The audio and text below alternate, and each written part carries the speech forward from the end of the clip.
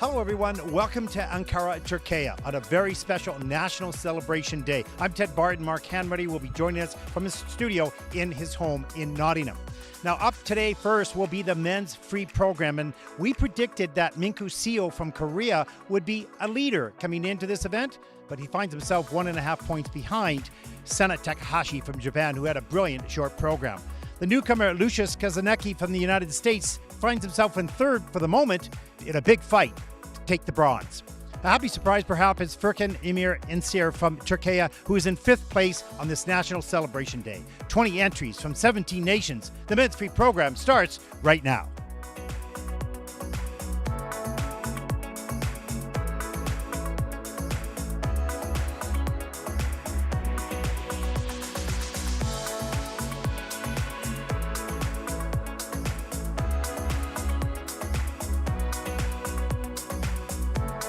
Welcome, everyone, to Ankara, Turkey, the final day of competition, week 2 on the Junior Grand Prix. It's a special day here, big celebration. It's Victory Day for Turkey, and there'll be celebrations in this arena in between the men's event and the dance event. There's a look at the officials for the men's free program. I'm Ted Barton, and joining me from his home studio in Nottingham, Mark Hanratty, the king of commentary. Okay, that's what I branded him. He doesn't like it, but it's what it is. Welcome, everyone. Yeah. Here we go, Mark. Yeah, well, thank you, Ted. I don't know if I'll take king of commentary, but it's very kind of you. But maybe setting me up for a fall. We'll see how we go today, and hopefully no clangers on the commentary. No, you're brilliant. You're brilliant, my friend. So all good. I think you have deserved that title. I waited for 4 years to give it to you. So there you go. Okay, my apprenticeship is over. Yeah, exactly. Well, this is going to be an interesting event. And of course, it's interesting. We talked about this offline. Is as we take a look at the start order and the first group on the ice for the warm up. Is that we always find the short programs, always fun to watch and interesting, but it's so exciting in the free programs because everything's sort of settled down as to who's in the place and who's in the race. And it gives a whole new energy to what's going to happen because in this case, as we said, we thought Minku Seio would be, well, not way up in front, but certainly the leader going in, but he's in second. And a lot of newcomers coming. Lucius Kazanki from the United States. He's currently third. He was excellent in the short program, but it's very, very close. So a lot can happen. And I think it was really interesting that the Turkish skater is currently in sixth place. So that's going to be the people here are thrilled. The dance team is certainly in sixth. I think the man is in fifth. And they are thrilled with the results so far, and I think there'll be a lot of people piling in here a little bit later today. Yeah, and we saw Bela Adnan and Leila Chetin from Turkey yesterday, and they were incredible too. So you've been aware of it, Ted. You've had your kind of ear on the ground and hearing about the work that's been done in Turkey, and we are seeing it takes such a long time. That's a question that is posed to us during the live stream. How long does it take to get athletes of this caliber? We are now seeing the fruits of that labor for perhaps the last 5 or 6 years and more now really coming through. Yeah, and okay, I trained of thought, but Rosa just texted me and then changed my. Oh. She said we have to do the must watch. Yeah, that's such a good point, and that gives us the chance to shout out to Rosa and Thomas and the team and Naomi. They are just brilliant, and some of the skaters now, I noticed last week when we were in Riga, that the skaters are connecting more and more with the International Skating Union team that do the social media, that take the clips and take the video pieces. And for those of you that we know some of you are not just watching the live stream on YouTube, but you're also checking in on social media, and you're seeing what the ISU puts out there. That comes from a group of very special, wonderful people who are reminding us that we have more work to do. We have, you hear us and you see us, but we're just two goofy guys that do what we love to do. The team behind us here that are in the studio, that are on the cameras, it's huge. It's an 8-person team who are working ridiculously long hours and producing wonderful interviews and footage and special pieces for the ISU and for the coverage that you see here live. So we thank them for all their work. They're silent and they're quiet. Well, they're not really that quiet. They're Italians. So, what can you do? Right? But they do a remarkable job, and we thank them for everything that they do. Okay, Mark, what can we expect here today? Well, I think, as you rightly pointed out in the lead up into this competition, there are almost 2 battles for podium places. You've got the battle between the first and second place, and they're so close in the proximity of their scores that either one of those could quite easily take the title. Yeah. And then there's a battle again for bronze. There's a 10-point gap really after that. But there's another close proximity between American and Kazakhstani skater Artur Smeaggulof, and so that will be interesting. But that said, when we were referencing these earlier groups, and you were also talking, Ted, about how the second day of competition for the free skaters, it's exciting because we know what's up for grabs. We've referenced the results with the podium because that has the excitement of considering Junior Grand Prix final and points and medals and prize money. But here in these earlier stages, it's, as we have discussed on the Junior Grand Prix many times, there are personal goals for each skater, but I dare say that most of these athletes will be competitive humans too. And so whilst they may have their own respective goals for what jumps they might want to land or what scores they might want to achieve, there is also an element of, I want to get a good placement, because I think that's instinctive. For me, I'm not massively competitive, but there's always you want to beat other people. I think it's a bit of a human predisposition. And so all of the athletes want to find themselves climbing up the rankings after finding themselves in this group after the short program. No, absolutely. Well said. Okay. I don't sense that you're particularly competitive, Ted. I don't feel that, or maybe it's just because as we get older, we get more mindful that being competitive isn't the be-all and end-all of. First of all, I think you and I are very competitive. I think we are because I always said to my mom, she said, you're so competitive. I'm going, no, I'm not. I'm easygoing, whatever. But in the end of the day, and competitive does not mean beating other people. It means I get upset when I make a mistake, when I'm not doing a good job, and that's when it really bothers me when I know I've done a poor job on something. And I do that quite sometimes in the broadcast. I'm going, God, that was so bad. I didn't have the energy, or I mispronounced a name or whatever. I am competitive against myself, and I want to make sure that if I do the best I can for me and somebody else doesn't, no problem. It doesn't bother me because that's all I could do, right? So I have that sort of figured out pretty well, but I'm old, so you learn. You learn along the way. Actually, it's a good point, and I can vouch to those that are listening at this early stage of the competition that yes, Mr. Ted Barton does. It's comical when you make a little tiny mistake in pronunciation or something. Not you tiny. Beat yourself up. And I think tiny. Nice. That's nice of you, Mark, but it's not tiny. Oh my God. Actually, we definitely share that self-competitivity, frustration with oneself when it's not going as planned. The point is, we want to do a good job. That's the point, and that's where we work. And you know what? I want to work with people who want to do a good job. So, King of Commentary. That's it. That's your new name. Here we go. With 20 entries, 4 groups. Ice resurfacing after group number 2. The first competitor represents Indonesia, Mohammed Dasha Akbar, 16 years old, junior bronze medalist in Indonesia. And Mohammed takes to the ice, costumed by his mum, who makes all of his costumes, and he looks fantastic as he hits his start position skating to Moonlight Sonata by Beethoven.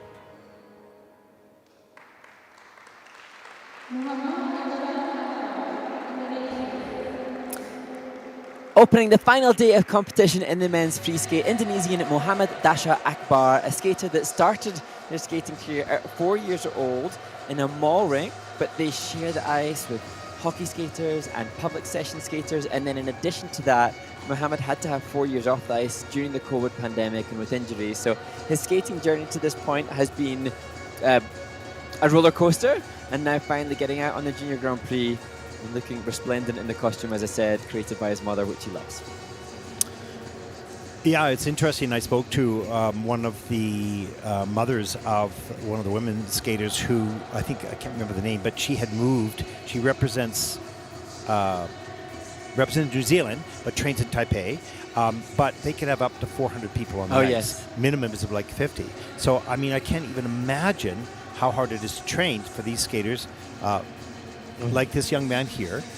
And it's amazing what they do with such limited resources. And many skaters in North America would go, I can't skate, there's too many people on the ice, right? Yeah. But it's what they have to do. So it's good background stories for people to understand why some of these skaters are at the standard they are, the limited resources they might have.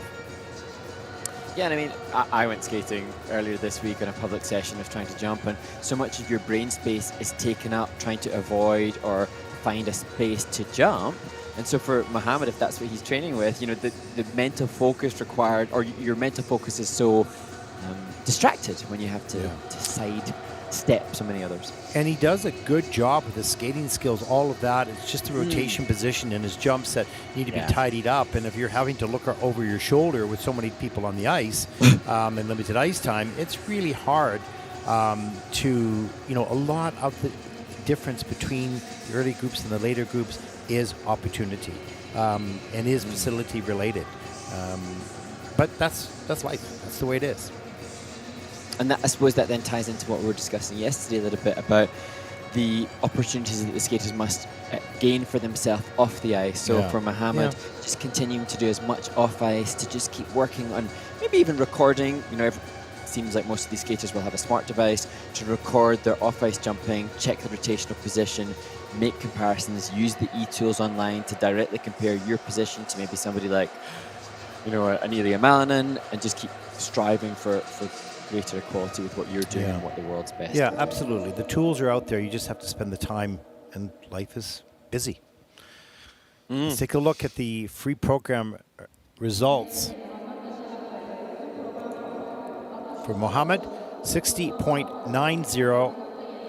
First skater out in the free program with an 89.71 total competition score. You know, very nice job for the time and the resources that you have. Good skating skills, some really nice things. And just keep on working. Our next competitor represents Romania, 16-year-old Rasvan Sionic. This is his third Junior Grand Prix season.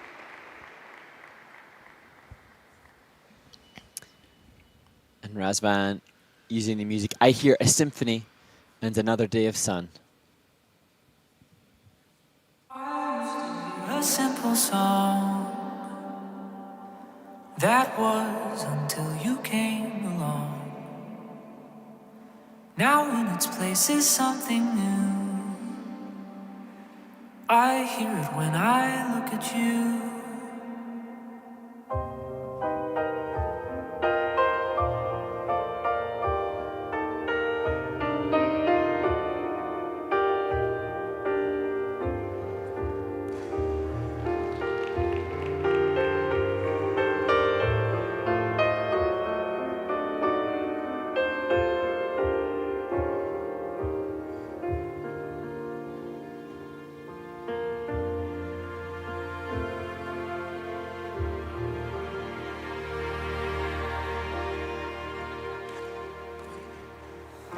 With simple songs I wanted more. Perfection is so quick to bore. You are more beautiful by far. Our flaws are who we really are.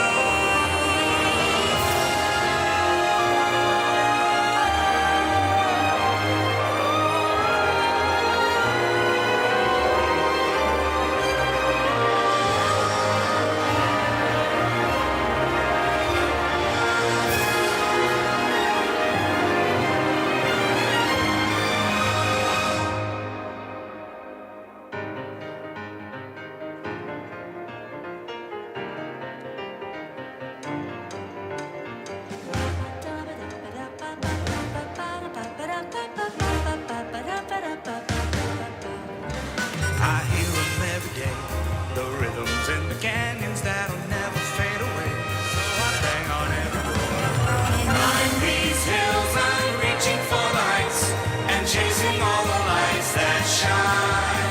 And when they let you down, you get up off the ground. It's another day of sun.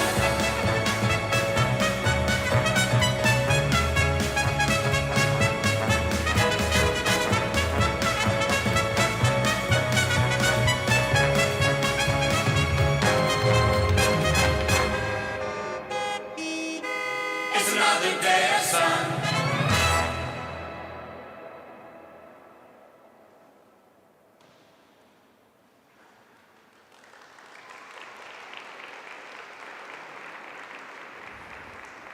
Romania's Rasvan Sionic completes a free skate, and Ted, I think Rasvan had such wonderful posture, and there were so many delightful moments. Choreography by Andrea Baturi, who's really brilliant choreographer. Some really lovely touches, and not to forget that this is another skater who has no ice for much of the summer, and yet they've obviously worked incredibly hard on packaging him, because I thought aesthetically really delightful. And when I was watching Rasvan, we'll look back at the highlights, I thought he has, if not a competitive career, which I hope he will still have, as we see a lovely double axel, he's definitely got a future as a performer. Yeah, and I love the end of the program. He looked really tired or hurt or something, and as we see that double axel single toe loop, and he fought a double toe. He delivered that late in the program when he looked really, really tired. You could tell him he took a deep breath, focused, and got the jump done at the end. So that was, I think I got that as well. I think it might be right here, or this is the triple loop, yeah. Yeah, there you go. That triple loop, double toe loop, late in the program, was well done. And the triple toe a little bit later, just did not kick that free leg back. It just let himself collapse on the ice. Here's that triple sow a little bit later. Euler into a double Salchow. It was real tired going in, but he focused and just used the technique and timing. Didn't try to muscle. Nice. And he really does have good techniques. I'm seeing good posture, good aesthetic on the ice, good jump technique, good performer. So many attributes. He and his coach Simona Punga have done a brilliant job. They just don't have, as we keep saying, they do not have the access to the facilities. But I feel like Rasvan, with more time, I could quite easily conceive that human and that athlete being a top group-worthy skater, or certainly near the top, because he has so many positive attributes and he's been given a good technique to take it further. Yeah, it's certainly one of the things being in the sport for our whole lives that you can pick out. That's why I say peel back the mistakes and look inside. Do they have the skateability? Do they have the run of the blade? Do they have connection with the music, even as small as it might be? Do they have a rotation bit? What are the assets they have right now that, given the time and the facility and the off-ice training, how good could they be? It's kind of unlimited, right? And we see that with this young man, of course. It's just a matter of, the opportunities. Yeah. And then, again, it's easy to be said, but when you don't have access to the facilities, then it is taking ownership and accountability of what off-ice work can be done. And that's the only kind of glimmer of light beacon of light that we can offer to these skaters, is just make sure that you're doing everything you can off the ice, because it's perhaps underappreciated how much the off-ice work can give to the development on the ice when the ice is available. Yeah, and also make sure you're having fun doing it. I mean, it's hard work, and you don't always have fun every day, but the point is you got to love it to be good at anything. I mean, the things that you do well in life is because you like doing them. And the subjects that you are good at in school is because you find them interesting. And the things you don't find interesting, it's tough, right? Like, and that, I suppose, is where, like the coach becomes such an important aspect, because Coach Simona has obviously made this a happy place for a teenager, and that's the role of the coaches working with teenagers. So important that you say, like you say, give them a happy place to want to come. Yeah, and want to work hard. Let's take a look at the scores for Rasvan Sionic from Romania. Second skater, a free program score 76.33. That is first after two with a 112.37 total competition score.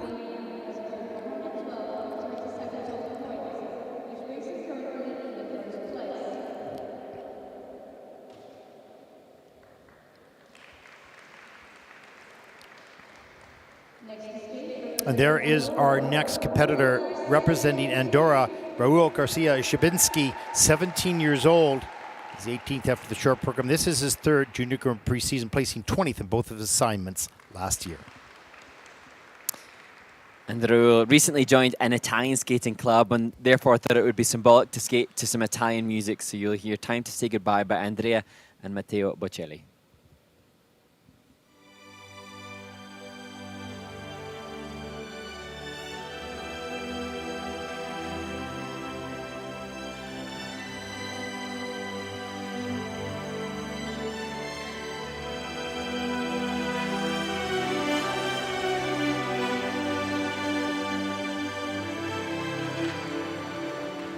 Sono solo e sogno all'orizzonte, mancano le parole.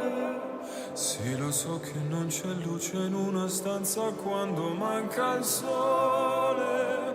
Se non ci sei tu con me, su le finestre.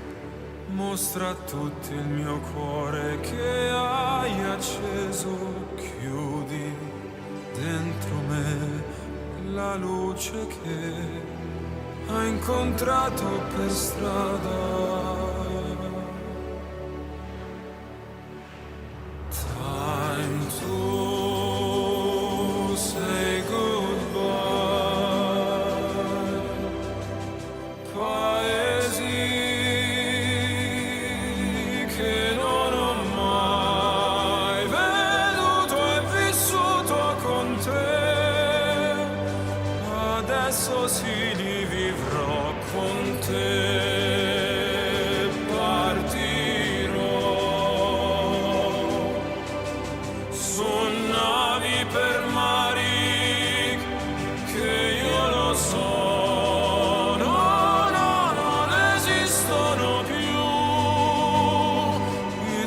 To say goodbye.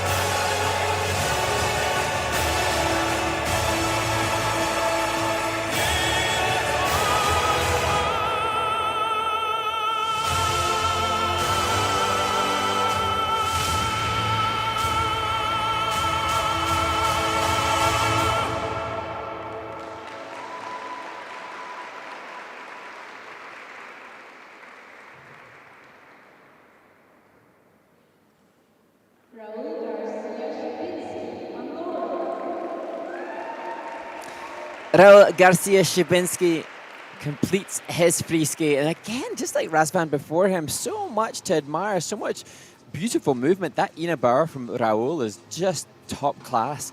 And comically, Raul was explaining that he loves football, and particularly Real Madrid. And he has a superstition that if he skates well, they will win their next match. So I'm not sure now how this, Great lots. They look terrific in the air. Madrid. And then he's just too far forward and slips off the picks. But it was a beautiful triple Lutz. There's a triple toe loop up into double toe loop. You can see he's got really calm and good momentum going into those jumps. There's the triple loop, attempt, popping, letting that free leg fly out. Look at the camel spin, though. That's really nice. Gets that feature, that upper body feature. A nice jump over to keep that speed somewhat the same. Yeah, nice. And then a mohawk here going up in the triple Salchow. Pretty fast in the air. Nice double axe. Nice. Just tidy up the landings a little bit. And look at that beautifully in the bower.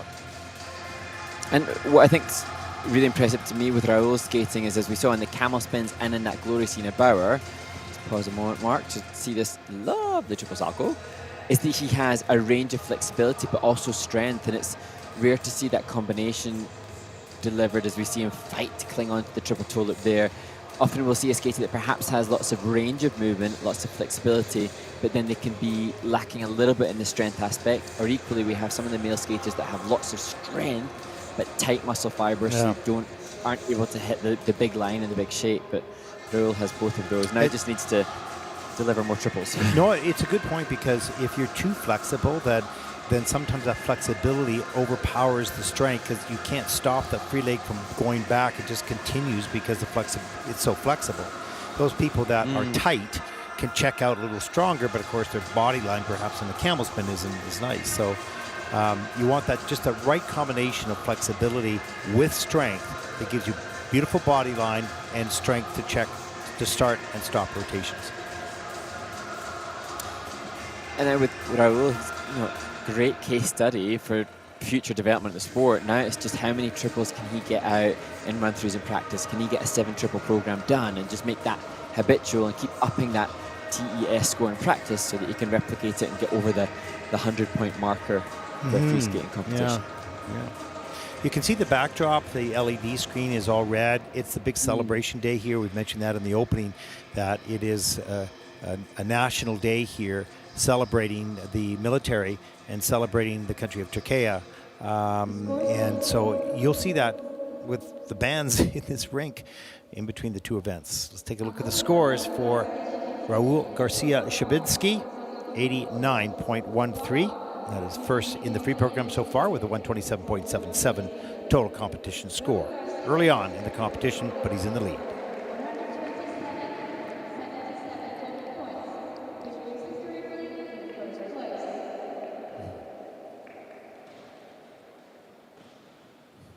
There is our next competitor from Brazil, a tall young man, Lucas Philip Kandria, 17 years old, second Junior Grand Prix season.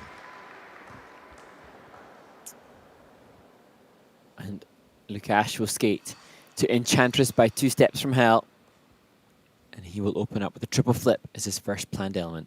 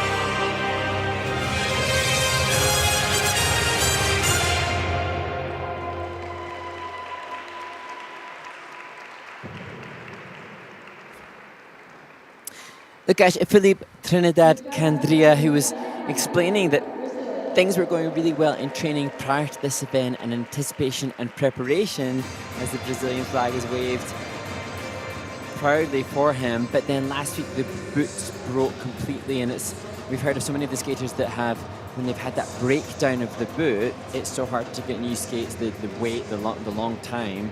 So he's been struggling to just try and cope with that situation, and that perhaps the reason behind some of the mistakes as we look at the triple sal.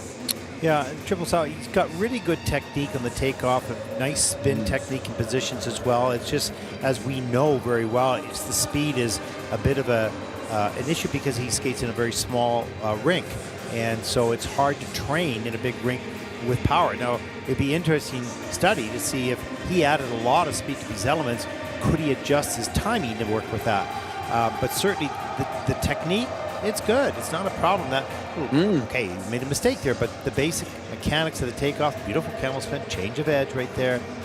Lovely. Like, there's not a lot of difference here. It's just the speed between the elements, and that, I think, is related a little bit more to the facility that he has to train in. Yeah, and from memory from the previous season when we saw Lukash on the Junior Grand Prix, I remember reading that he has to travel maybe 2.5 hours at the weekend. He can only skate at the weekend because there's no rink available to him. So makes huge commitments with life to be able to skate and just at the weekend. And then at the weekend it's on a very small rink, as you say, Ted. And then we can't expect good skating skills when, you know, if good skating skills are constituted by ice coverage, if you've not got a lot of ice to cover, it's hard to tap into that. But he's been taught well, just a rink that doesn't facilitate the accessing parts of it. Yeah, absolutely. Let's take a look at the scores for Lukash Philip Kandria from Brazil. 79.14, that is second in the free program with a total competition of 120.38.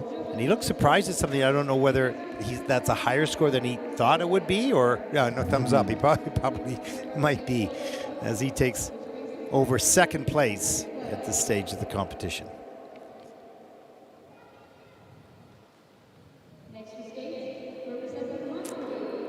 Our next skater represents Hungary, Igor Kind. We don't have a lot of information on this young man. He's 16th after the short program, just 13 years of age.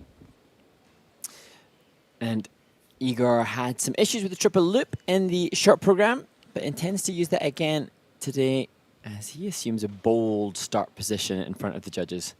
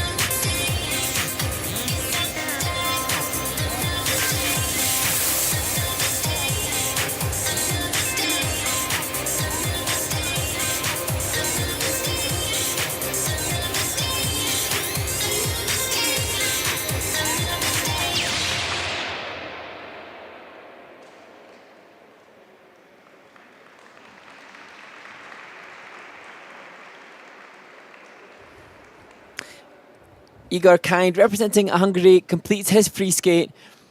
And a challenging performance, of course, Ted, with 3 falls happening. But it's really important for us to acknowledge that Igor was a late addition to this competition following the illness and injury of others that were scheduled to compete. And so hopefully, that gives us a little insight into perhaps why his preparation wasn't optimal. But the opportunity for this young 13-year-old to learn from totally justifies why the Hungarian Federation have elected to include him. And it's, you go in unprepared, but you'd rather have the experience than not having anything. Here's the triple lutz at the top of the program. That was really good. Good in the air, good height. Okay, he's got good timing and technique. It didn't all work throughout this program. There's a second one, and he just sort of collapses. Didn't look in 100% shape. So as the program went on and as the falls started to come along, that's exhausting when you have to get yourself off the ice. Nice triple toe there. And catch up to the music. And good timing on the takeoff of the loop. A little bit too far forward. Has to take the fall. But no matter what we're saying, it's what he's feeling during the program. And as it starts to deteriorate, he does a nice change camel spin here. It's tiring. And good effort here for a young man that just got added to this competition.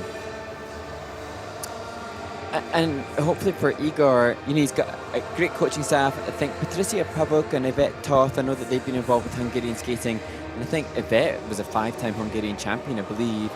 Those influences will help, but this experience is invaluable because now the coaches already know.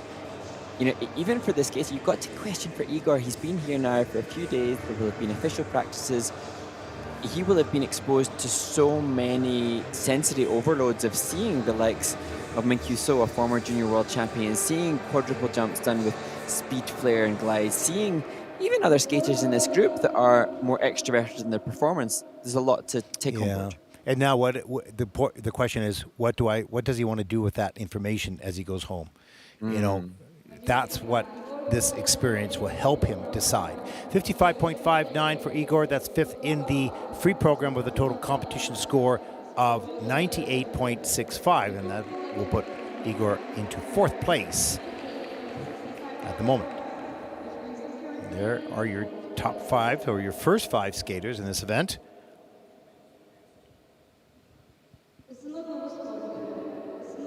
As we start to see the skaters for group number 2 as they take to the ice, and the first skater will be from Turkey. And so we'll hear the fans bring the energy.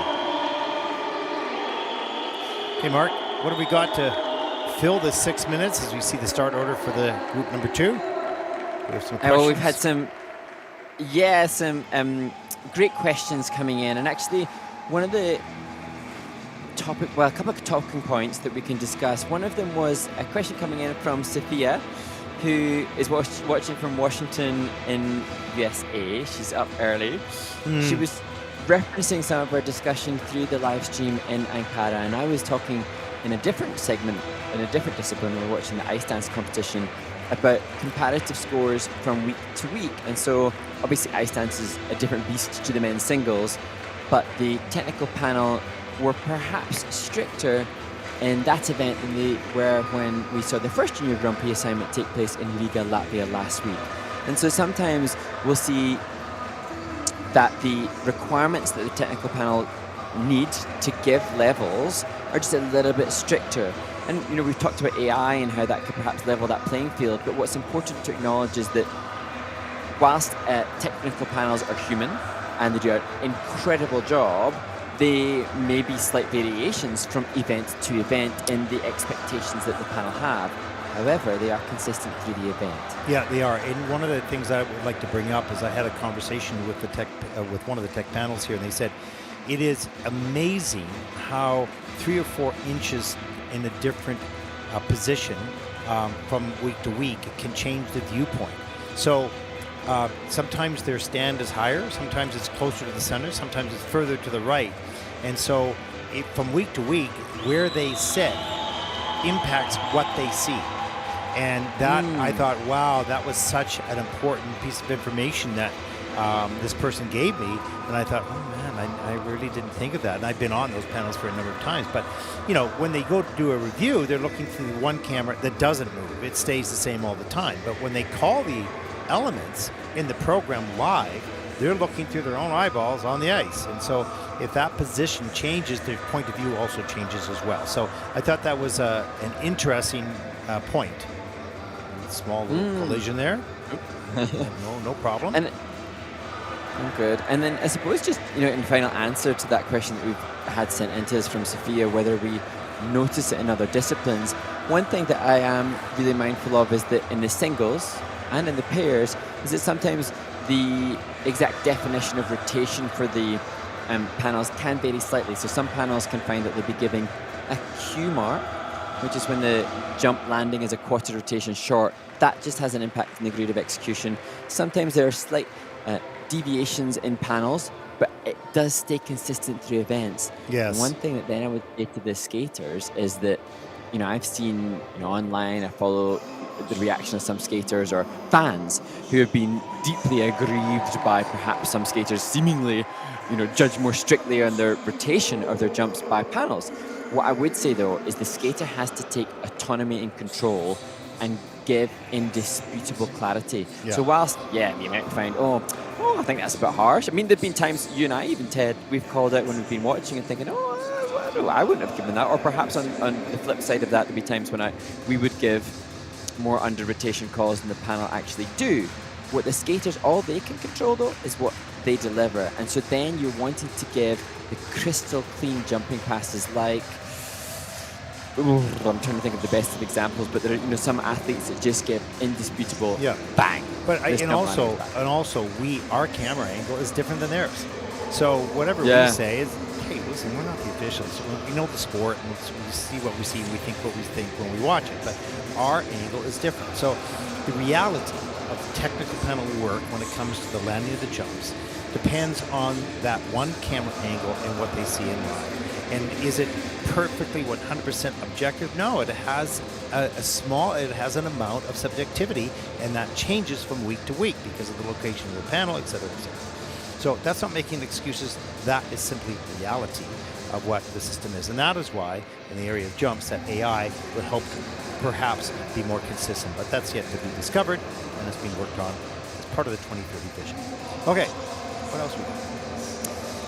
Well, another interesting talking point while we're in this warm-up is just to talk about the boots and the blades. So in this warm-up group, we have the skater from Hong Kong, Jarvis Ho, who performed a short program that he found really challenging because during or just after the 6-minute warm-up, he had some serious boot issues, and I think that he lost a hook.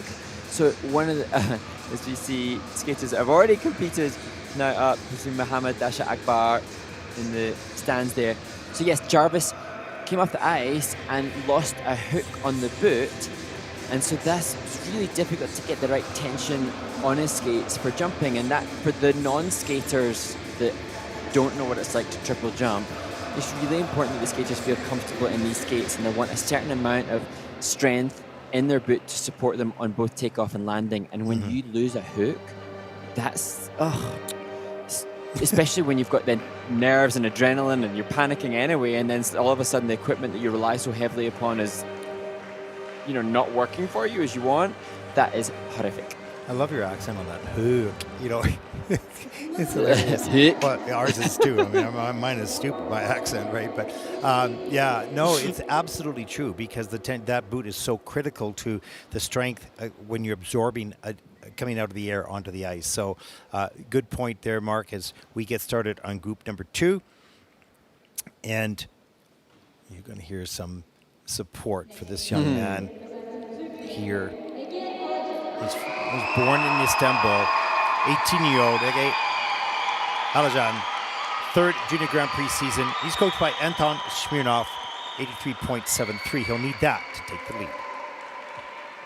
And as you pointed out, Ted, the major celebrations in the city for the Turkish people, and what an amazing day for him to perform in front of a home crowd in his home country on a very special national day.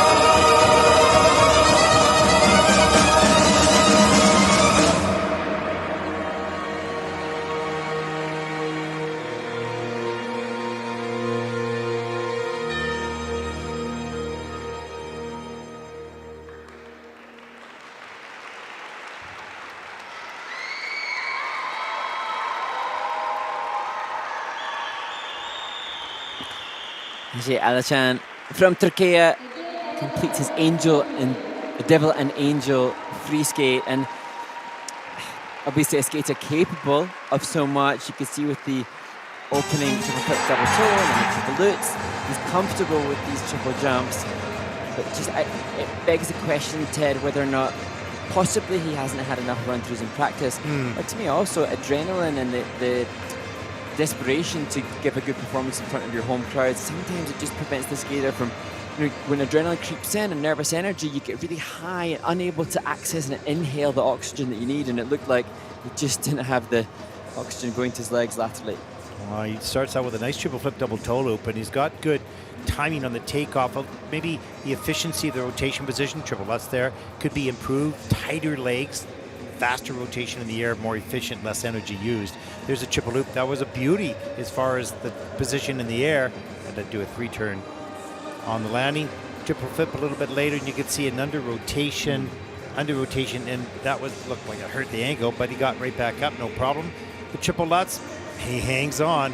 It was kind of sloppy in the air, but he did it, and then had to fight for the double axel and steps out. He's getting tired now. You can see the muscles are not reacting as quickly on the takeoff or on the landings, and it just gets a little bit scratchy. And he takes that hard fall near the end. Painful. Yeah, and that's just a matter of conditioning and run-throughs, and that will improve as the season progresses. And we do reference, yesterday we were discussing the different scores, the technical element score and the program component scores. But making sure a heart is shaped between he and his coach. We see the mistakes in the technical score, but because of that fatigue laterally creeping into the program, that affects the judges' scores given when it comes to the presentation. But right now, Ege is enjoying the fact that he's in his home nation with his flag draped across his lap, and deservedly so. I've been here for this week and worked with these people, and the energy and the desire to get better and the pride in this country and the pride in the athletes is quite remarkable. It's exciting. Something's happening, and we hope that it will continue over the years. And they get some successes, and they've had higher placements here than they have had in the Junior Grand Prix so far. 90.31. That is first in the free program so far with a 134.36. And that'll put him, for the moment at least, into first place. And there is the leaderboard, top 5 so far. Still pretty early on in the competition. We're in the second group. There are 4.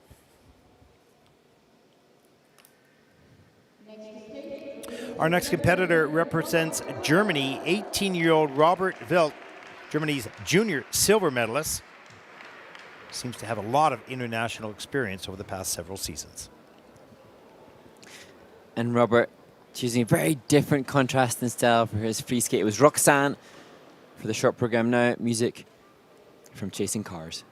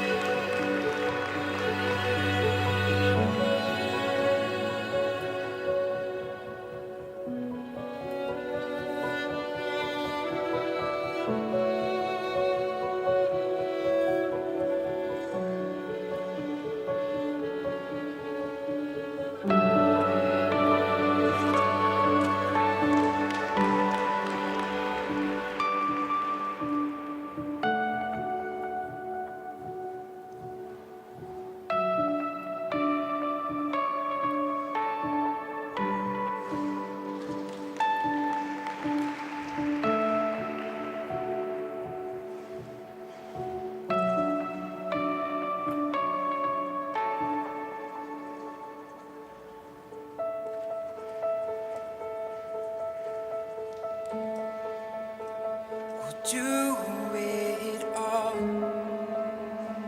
everything on our own. If I lay here If I just stay here, would you lie with me and just forget the world?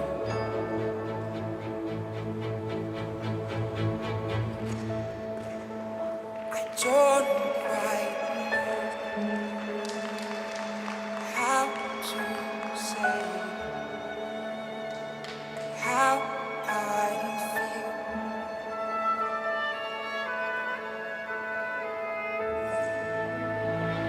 Those three words I said too much. They're not enough. If I lay here, if I just stay here, would you lie with me and just forget the world? Memories before we get to show me your garden, bursting into life.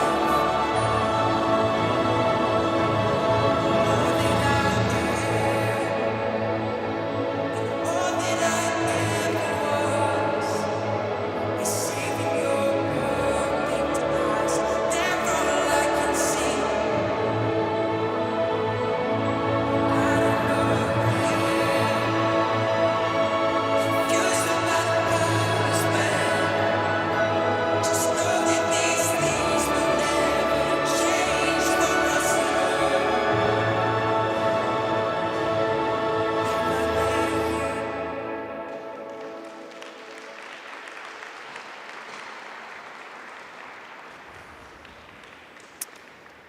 Germany's Robert Wild, and I think, Ted, my notes go back just to the 2023 season, but I believe this is Robert's first junior season, and because I did hear from his choreographer Yihe, who said how much this skater loves skating, he sense he's really worked hard to get this opportunity to finally, at 18 years of age, get the opportunity to represent Germany at a junior Grand Prix, and so now hopefully this paves the way for more of those types of experience. He has one more junior year. Next year, potentially he can continue to represent and go from strength to strength. Look at that beautiful triple Lutz into the triple toe loop, and it's under-rotated in the triple toe loop, but the Lutz was just gorgeous. And here he comes down the ice, the triple flip. All the way around on that. Oh, it's nice with the plus GOE. So he's adding points to the quality on some of the elements, not on all. There's the triple sock out too far back. That'll be a minus GOE of 1.29. Triple loop, that's okay. Certainly can clean up the landing position, stretch the arms out, point the toe, all those types of things, the refinement. Another triple Lutz later in the program, up into the double axel, double toe. Good work to get that done. And you can see, I agree, you can see his love of skating. You know, he likes being out there. It's a challenge. And look at right there, the way he just used those knees and upper body, and he hears the music and feels it. And he's partway through developing his skills. And Robert is tall, statuesque skater, which, you know, is a blessing and a curse insofar as you then, more limb length to have to assimilate. However, he has the potential then, if he can really tap into it, to embrace that long limb line and make huge, big, grand, aesthetically pleasing shapes. And so hopefully, as an 18-year-old now, he can continue to own his own shapes and own his own position across the ice as he's joined by Ria and Nico, his coaches. Yeah, he's got a beautiful line because of the length of the arms and the free legs, and that really works in your advantage. And we've seen some very tall skaters doing extremely well. And so I don't believe that height is a problem for you if you use it for your body line and you manage how you use those limbs to pull in and make those jumps work. Boy, it's lovely.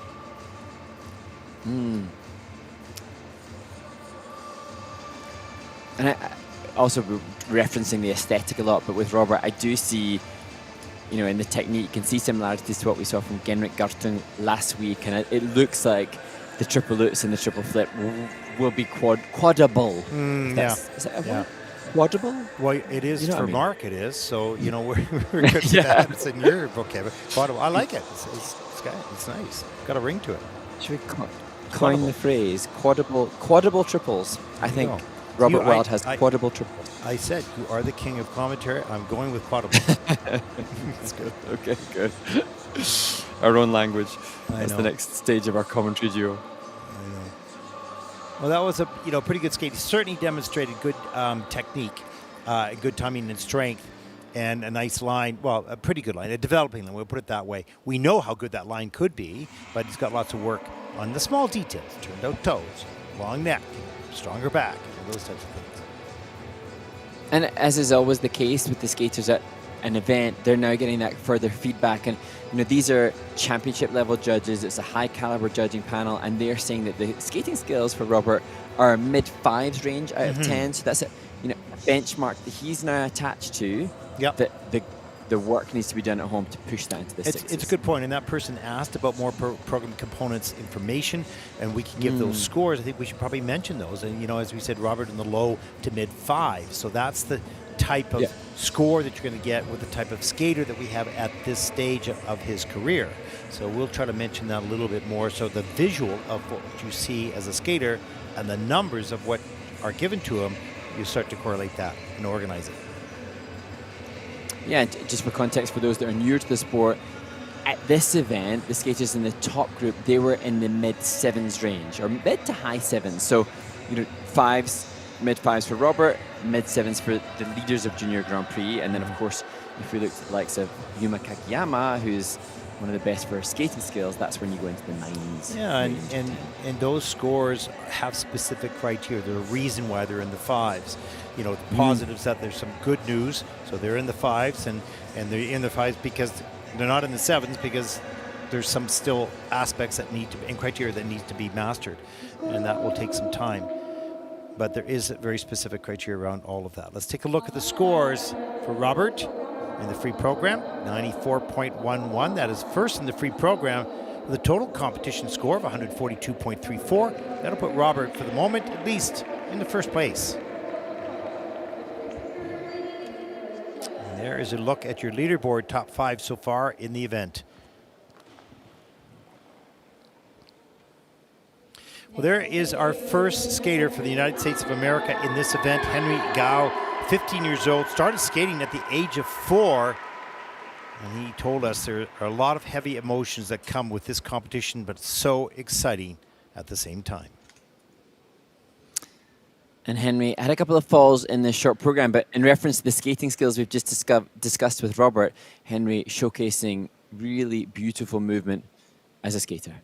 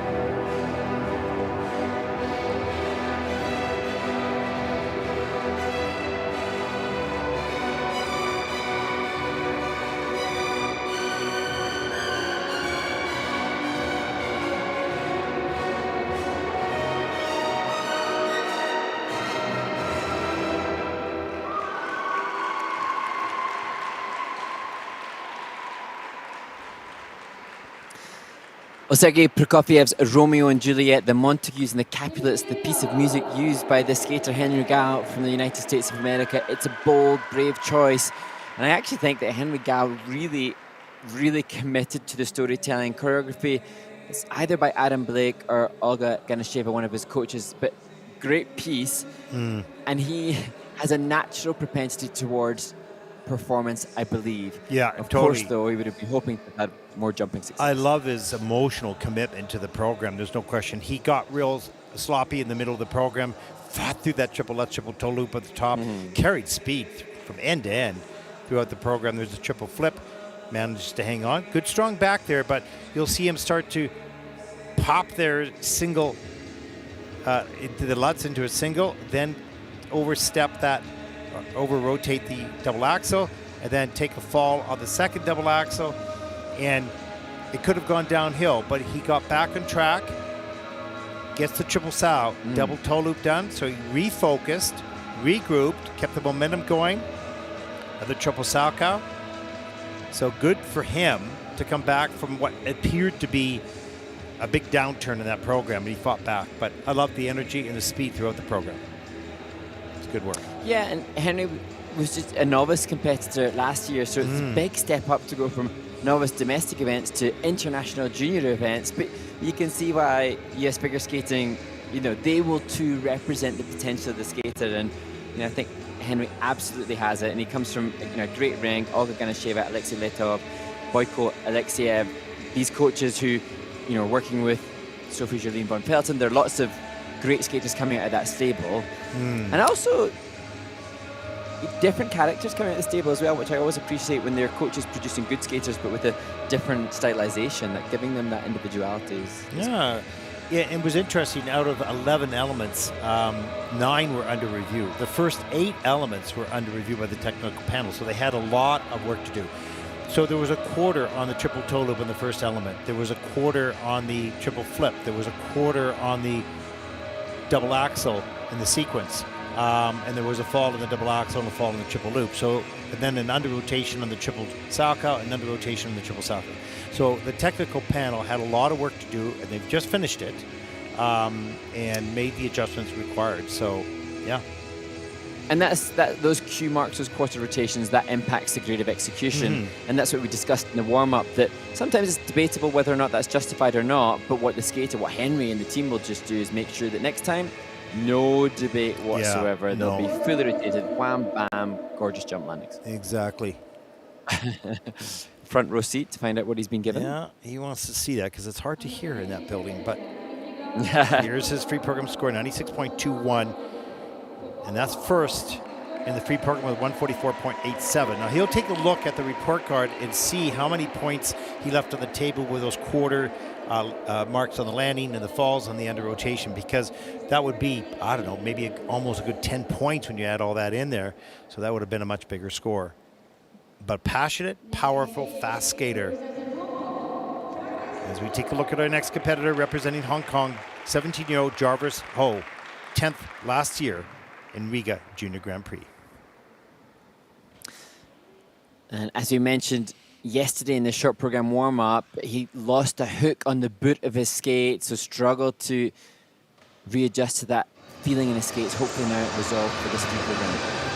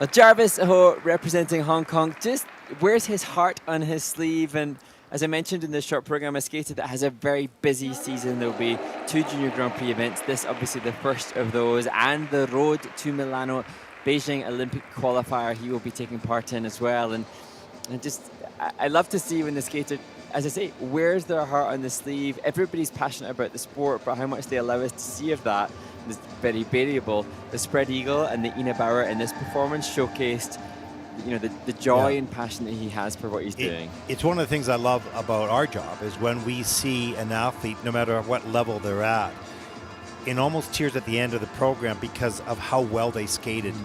And they're fighting for things. That's an under-rotated triple toe loop, but he comes back down the ice and gets the triple Lutz all the way around and double toe loop. This program is starting to unfold really nicely for Jarvis.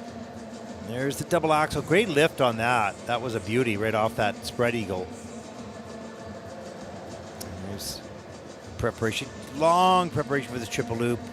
Really telegraphing it, a little under-rotated on that. So he's going to lose some points for the under-rotations and the quarters. But overall, for this young man at this stage, that was almost a clean program. That was for him, for his level. It was a great job. I think moving forward, looks there, Jarvis, I noticed that he'd landed triple axel in March. I think posted that on social media as we see that triple salchow. So he's got the goods of that big 8-point element jump under construction, ready to put in the program. Not putting it in the program yet. So he's got the technical element score ready and waiting to be utilized.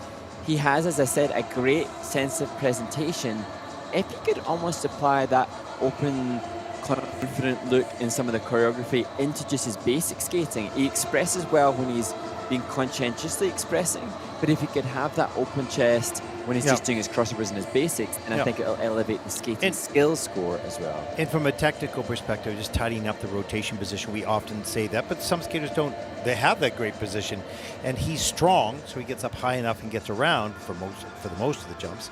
But the efficiency of straight, tight legs, and tight ankles together will make those jumps, first of all, always all the way around, and second, aesthetically much better. So some work to do in that area, but that was a great skate for Jarvis. As we take a look at his scores, 108.52, and they go, yes, that's what we want. That's first in the free program with a 157.78, and that puts Jarvis Ho from Hong Kong into first. Great job.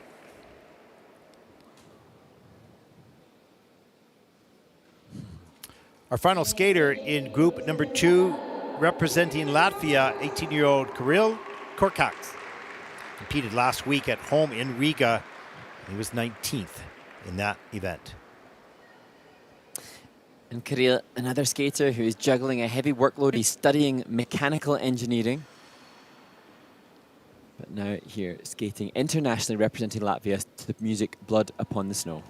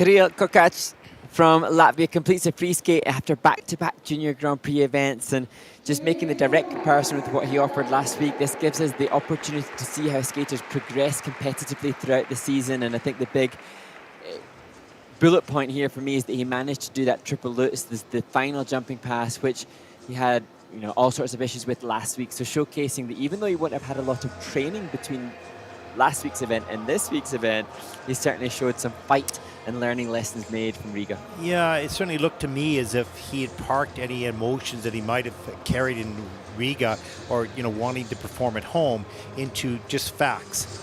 Let's get the technique done. There's that triple toe loop was done nicely. Let's get this triple flip done. Get all the way around there, a little twizzle. Right? Let's get this triple lutz done. Get it up in the air. Beautiful, done. So he was on task today. No external emotions or thought processes to distract him from what he was to do. And there's the triple loop later. So this was, to me, for me, a very tactical, strong, technical performance, and for him. And so you'll see those scores higher than he got last week. And I think it's an interesting observation that you're making, Ted, there, the kind of practical, pragmatic approach. And this is a man who's studying mechanical engineering, and he did an interview with Top Edge Lutz on Instagram, and they asked the question about what do you like about skating, and he elected to say he preferred training over competing or creating new programs. So it seems like a left brain, logical young man who likes to get the job done, and as you say, that seems very evident in the way he approached this performance. Yeah, and you kind of have to have those two brains in your head to be that top performer. One has got to be tactical, understanding that.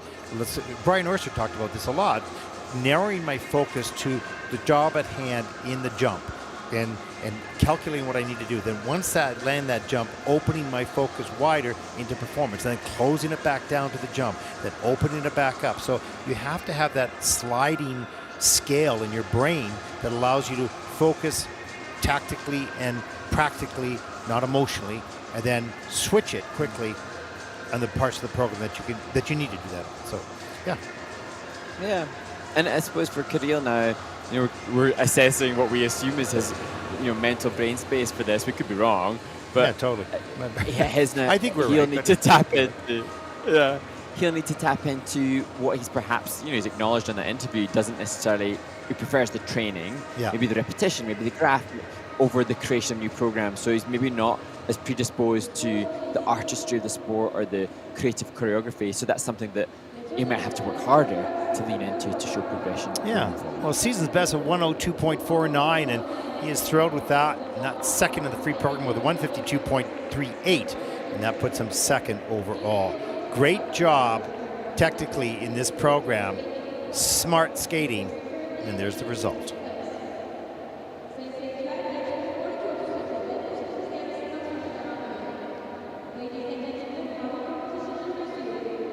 Well, there we go, the conclusion of group number 2 as we get to the ice resurfacing. There are the standings after 2 groups. Mark, what do we have lined up on the video playback for the ice resurfacing? A chance.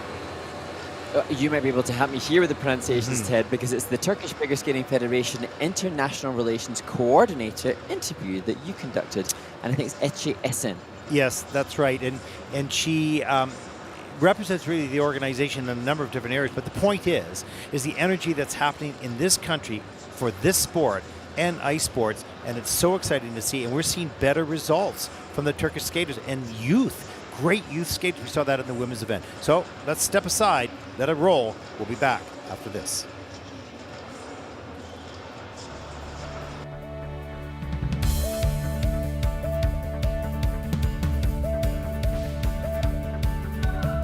I'm here with Ege Alacan, the International Relations Coordinator for the Turkish Figure Skating Federation. It's such an exciting story. There's lots to get into this. Very few moments. Ege, just to tell us a little bit about the growth of the sport over the last few years. It's just exploded. You mentioned that the first rink was built in 1972. I think it's 1973, but the sport has exploded. Tell us a little bit about that. Okay, so the sports began in 1970s, and the first Olympic ice rink was built in 1980s. The first Olympic ice rink. And then there's a great improvement in figure skating and also in short track. But last 3 years, we made a very, very significant increase in organizing the international events and also Junior Grand Prix. Well, what a lot of people don't know, or many probably think a little bit about, this is a warm country, but it is a 4-season country. So they have a lot of winter here. The rinks started to get built. How many rinks do you have now? 12. 12 rinks throughout Turkey. And so young skaters kept coming to the rinks, and it's starting to really fill up. Now, how do you get your coaches, though? Because there's so much growth in skating. Where do you get your coaches? Yeah, mostly our coaches are our former skaters. And we also transfer some coaches from Russia and Ukraine and some people from Europe. And we make some exchange, and sometimes our skaters went outside, like they changed the country to skate and practice in United States, Canada, and Russia. Now, you've had 3 Junior Grand Prix here in Turkey, one in Istanbul a number of years ago. Actually, this is our 5th. Oh, Because your 5th. many years ago, we had the first Junior Grand Prix in Istanbul, and then we made 2 more in Istanbul, and last year again in Ankara, and this is the second time in Ankara Junior Grand Prix. I stand corrected.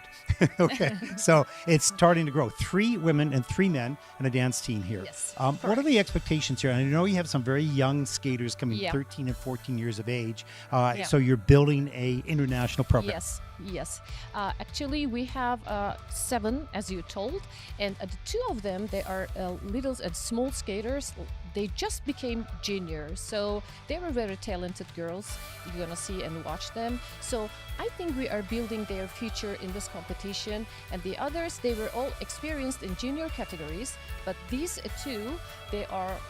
You're gonna watch. Oh, that's going to be Yeah. fun. Now, you also have a lot of support from the government of Turkey as well. They're Yeah. very interested not only in the sport of figure skating, but the growth of ice sports. Tell us a little bit about that. Yes, our Ministry of Sports and our government, they made a very good financial supports, and also the ice skating, they make very good support for financially and also by heart. They are supporting us, and they are looking for a medal in Olympics. Okay.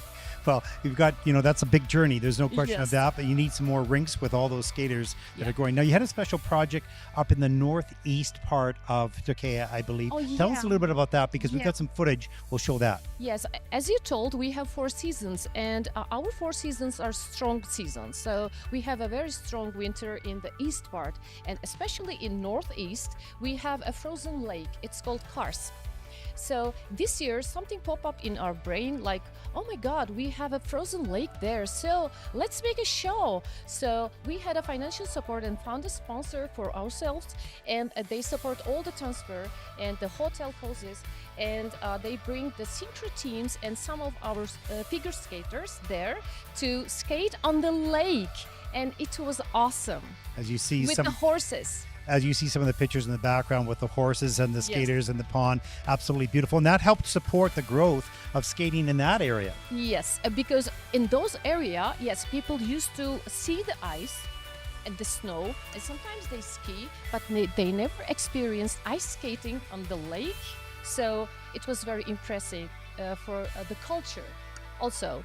Okay, final question. 10 years, 20 years from now, what would be the vision of this organization and federation in its tremendous growth, in the passion that I see in all of you, and the excitement in the skaters as well? What would be that ultimate sort of vision? We did it, we made it. Okay, so of course we want to continue all those international events. So because we love to host people and show our country and our ability to do those kinds of big events, especially Europeans and maybe Olympics. Because once we have experienced in Erzurum, we had Universiade, we had EOF, and we had World Short Track. So why can't we do it in Istanbul or in Ankara? Why not? But we need some facilities. So I'm working on this project, as I told you, because I myself, I'm an architect, and now I'm working on a project, an ice rink. So in the future, we also want our skaters, we want to see them having the medals, and we also want to improve the figure skating and short track in our country. Well, this is a perfect story because it falls in line with the ISU Vision 2030, the globalization of the sport of figure skating, and in this case, short track as well, around the world as we see this country continue to explode in the sport through the energy of people like yourself and your organization and your government. We thank you for taking the time. We wish you the very best of luck Thank with you, your Ted. skaters here in the Thank Junior you. Grand Prix. Thank you. Thank you for the team.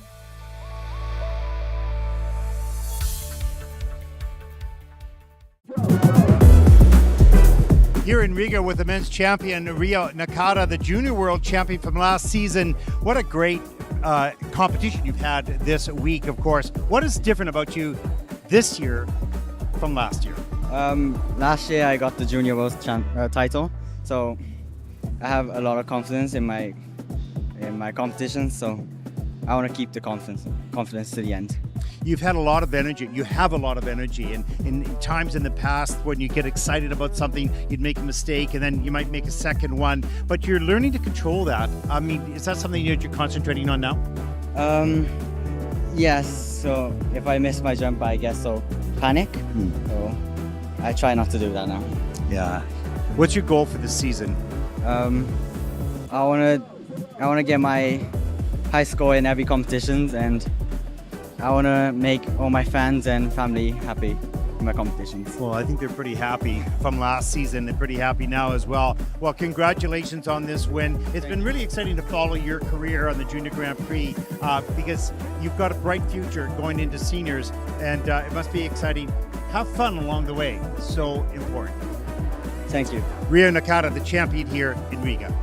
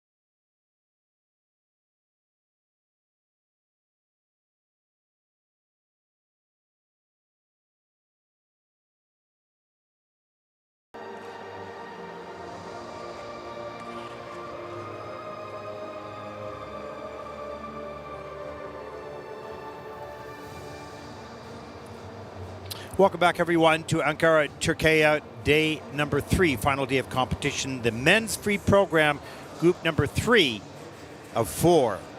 Now the pressure really starts, and those fighting for well, personal bests, Mark, and also medals and points. Yeah, and it's as we discussed in one of the previous warm-up groups, there are lots of different things that in the men's discipline, I think that everybody's competitive as a competitive athlete. I think that, teenage men fueled often by testosterone and energy, and so it's harnessing that kind of adrenaline coursing through their bodies in a positive way that will serve them well when it comes to the patience they need as well. It's interesting. There's lots of adrenaline that will be going out there on the ice now. Yeah. And we've got coming up the first skater in the third group will be a skater from Turkey. We've seen a lot of flags. Obviously, it's a national celebration day here in Turkey, and there'll be a flyover with the jets, and there'll be a band that's coming in, a marching band coming into this facility between the men and the free dance. So there's a lot of pride in this country, and we see that in the stands for the sport, but also around the country on this special day. And it was great to hear a little bit of the interview that you conducted as well, and just get a further insight into what is taking place within the Turkish Figure Skating Federation and the pride that they have, and also for them getting the recognition that they're getting for the progress and the work that they're doing. Well, yeah, they're earning it. So that's the thing. And I mean, we can talk all we want. It comes down to the results, and right at the moment, at least, we saw those junior women, those 13-year-old kids doing beautiful triple lutz, flip and whatnot, bright future.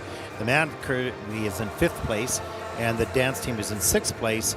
And that, I think, has been some of the highest placements of skaters from Turkey that I've seen in the Junior Grand Prix for a number of years, if not all of the years that I've worked on this. So it's great to see the results, but it's even better to see the enthusiasm. And the rinks are packed. Yeah. They're full. Nice triple axel. They're packed and full of learn to skate and skating programs and growth in coaches. Now, what they said in the interview was that what Ege said was that over the last 3 years has been almost overwhelming, the popularity and growth of the sport, which is very cool. And actually, it's interesting then because we're recognizing and seeing what is being done in the country, but whether this is what, as you alluded to, or not, but it almost makes Turkey an enticing place for other coaches from abroad. We've so often seen an influx of foreign coaches to different nations to generate this system in the respective nation they've moved to. The way that we're seeing what's happening here and the way that you're describing it, Ted, makes me think, you know what, that might be a nice place to go and pursue being an elite competitive skating coach, because they offer that opportunity, it seems. Yeah. See an influx of coaches wanting to go to the Turkish Figure Skating Federation will be frustrated because we've just suggested that people go and work in Turkey. That's not what we're saying, but you know what I mean. It is, I've been involved, good triple axel, toe loop.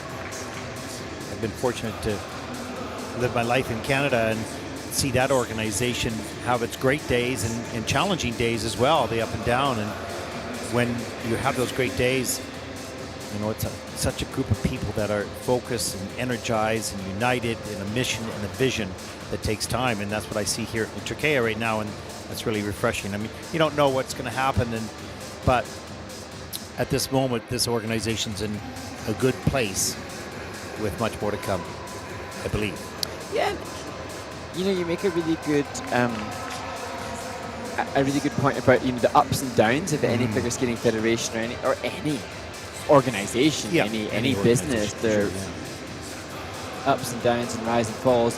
What I would say is, if honesty is the best policy, if we, you and I are effusively praiseworthy and try to find the positive in any of the skaters' performances, I think it's important to acknowledge that, like any organization, sometimes figure skating can go through its pitfalls. And I know that I've been in conversations in figure skating communities where there's a lot of negativity, and it's hard when that's cyclical and the teams and the organization find themselves struggling. That's that will be one of the journeys perhaps the Turkish Figure Skating Federation will have. But right now we need to praise and celebrate the positive that's happening here, because ultimately I both very much believe that ultimately a positive way of being is definitely better for the athletes. When you have problems and you've got challenges, it's find solutions. Just don't complain about it. And there are a group of people in life that it's the easiest thing to do is complain, but they don't want to offer any solutions. So, when you have a group of people that say, well, okay, we really have some challenges, let's sit down and figure this thing out, you're going to get past all those challenging moments. You really are. But it takes a special group. It's like a great, a soccer team or a football team, hockey team, whatever it is. They said it's the camaraderie we have in this room that makes the strength of our team, not just the skill. Here we go. The third group on the final day of competition here in Ankara.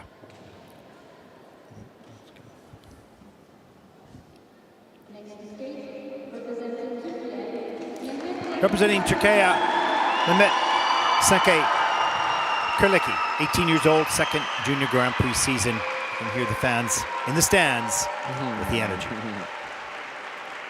And Mehmet will be the first to attempt triple axel. He was successful with that to some degree in the short program, but had problems with the combination.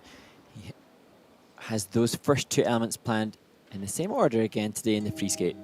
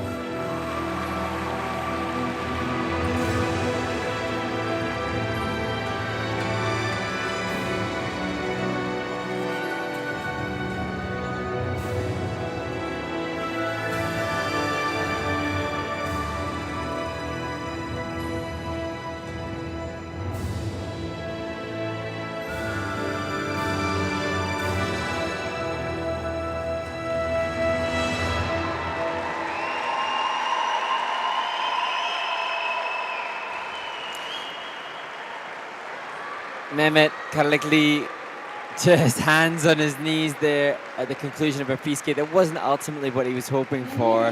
but he did fight so hard. He appeared to be just a little bit off axis in so many of the jumps, many of which he endeavored to salvage, but some of which a little bit too off axis to be able to land. But on the back of everything that you've been saying, Ted, about what's happening here in Turkey, his coach Tommy Pulkkinen was explaining the other coaches that have helped this summer. So he worked at Peak Ice Caps. He explained that he's been working closely with Igor Lutikov. And it's great to hear Tommy, his regular coach, just acknowledging all the support that they're having to create what is ultimately a great skater, just not a great skate. Big lean on this takeoff there, and it was going to be all the way around and landed, but he got to shove that takeoff leg too far in front of him. Got on a big lead. The triple flip, the triple toe on the quarter right there in the judging system. Comes back down the ice and gets that triple Lutz just in time to get the free leg back and allow him to get up in these two double axles. He would have lost a lot of points on that or had to put it in later. Triple Saka was nice, double toe. He was sort of in and out of the performance. There's the triple flip, gets that done. He keeps going. What was great about this performance was his ability to be in the moment. So the mistakes, he did not let them completely, as we see that spread eagle slide into another spread eagle. That was very cool. He kept his cool and worked it out throughout the program to get most of those elements successfully completed. Yeah, and Comfy taking off the left leg for salto and the double axles, but the right leg jump takeoffs just didn't seem to be over his right side in there, and that's so hard for the skater when they know it's not quite right, but within the middle of a performance it's hard to rectify. Yeah, in the middle of the performance, to be able to think on your feet and make the corrections, it's a skill as well. And the score is 103.90. That's second for the free program with a 154.54 for Mehmet. And that will put him overall for the moment into second place.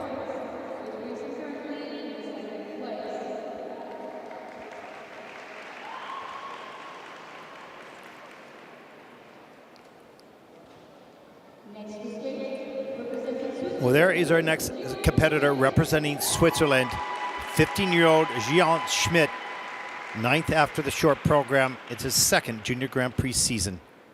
He'll need a 104.89 to take the lead. And Gian had said that one of his goals this season is to land a triple axel in competition. He was struggling with it in warm-up, but it will be the first element in this performance.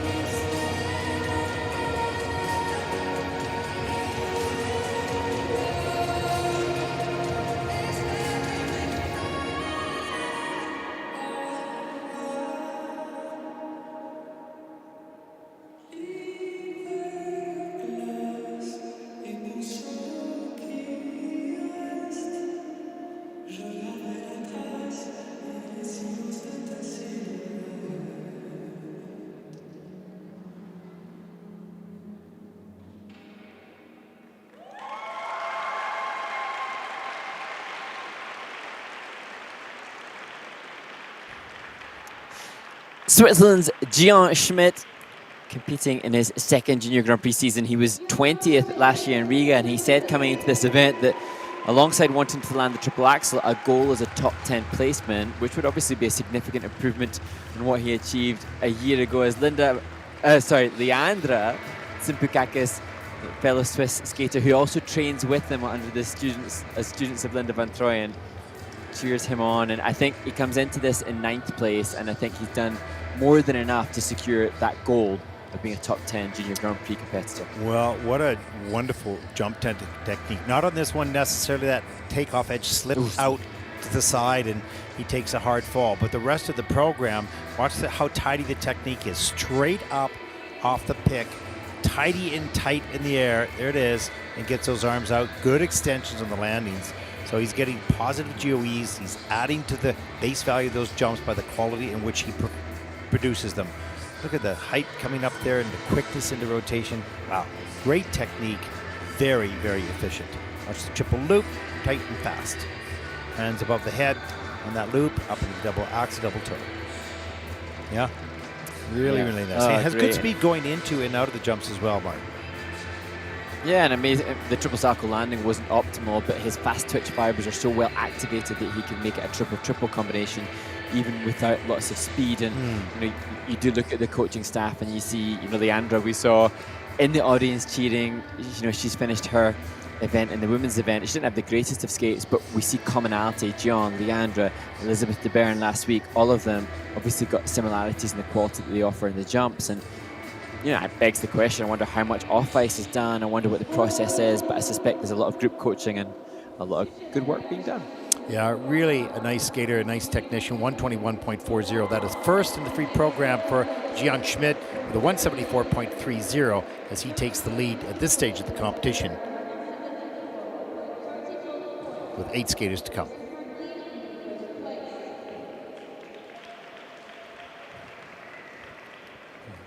Our next competitor represents Ukraine. 15-year-old Fedor Benenko. Not a lot of international experience, and this is his first Junior Grand Prix.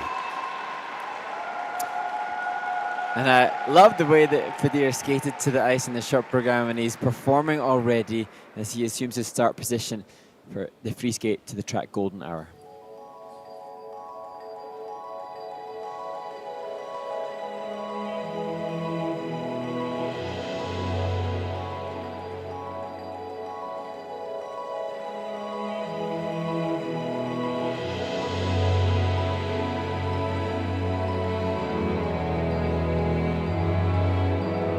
It was just two lovers sitting in the car, listening to blog, falling for each other. Thinking orange skies, feeling super childish. I'm Donald Glover. This call from my mother. Like, where you at tonight? Got no alibi. I was all alone with the love of my life. She's got glitter for skin, my pretty the night. I don't need no light to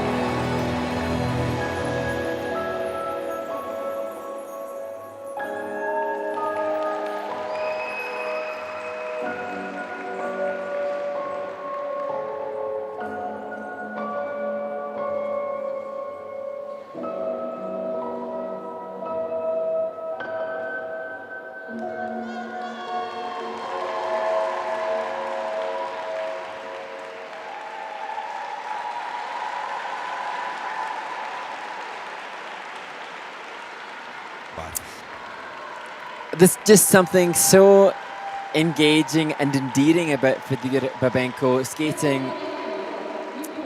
I've mentioned it about one of the skaters that have performed already in this men's event, but with his heart in his sleeve. But I just love how now he's absorbing the moment. There's obviously some people that are very proudly watching him, but I think he will have fans, irrespective of those that have come with him. He's going to have generated fans as we see more support in the audience. One of the most, you'd think that he was representing the host nation with the appreciation for this young man, and that's glorious to see. Just interesting. We'll hear back from Ted shortly about what's taking place, because Fedor elected to repeat 3 triple jumps twice, and that's why he's lost the value for the last triple salcho. As we look back at the triple lutz, that was fully rotated, and an emphatic step forwards there, and then just double 3 turning out of that triple loop before heading into triple flip.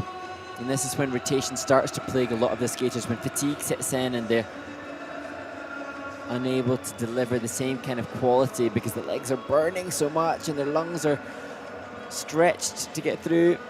And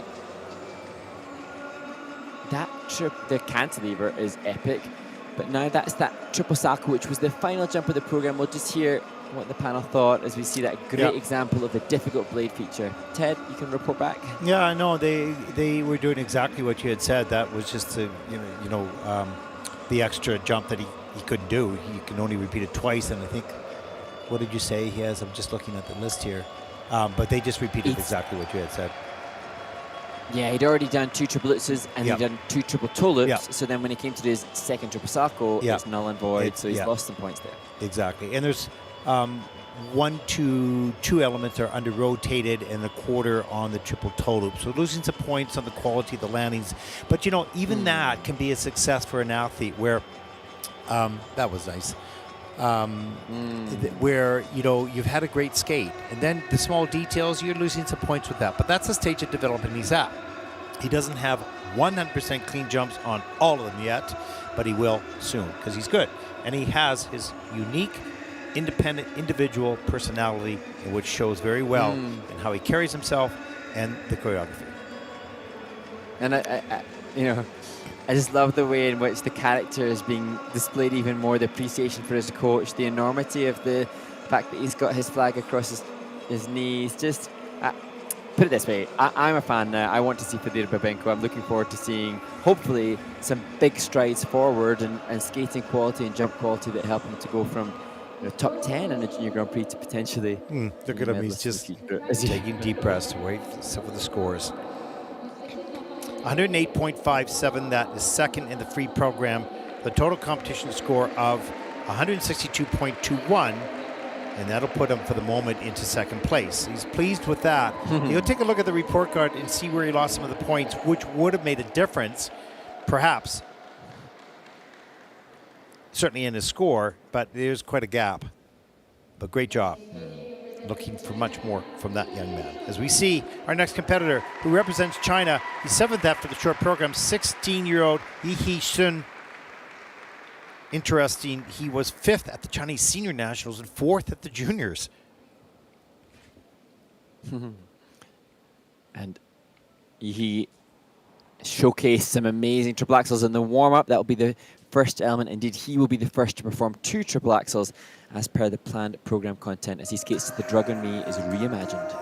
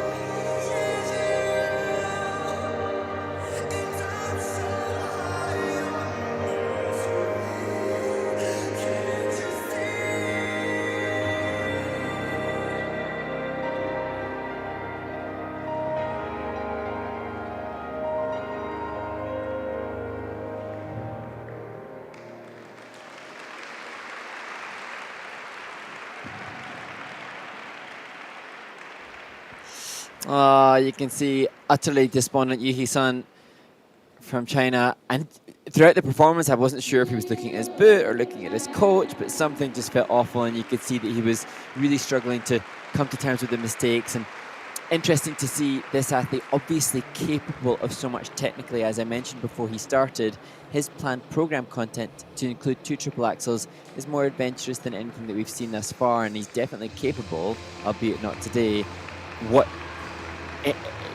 Maybe it's tactical, but in that high technical focus, there is not any kind of choreography or connection with the music that we've seen from others. No, thus far. and it looked to be intentional from the perspective. I mean, who knows? We don't know, but say, look, let's one thing at a time. Let's learn to jump in competition. We're not going to do the the creative part, the emotional connection with the music. We're not doing any of that.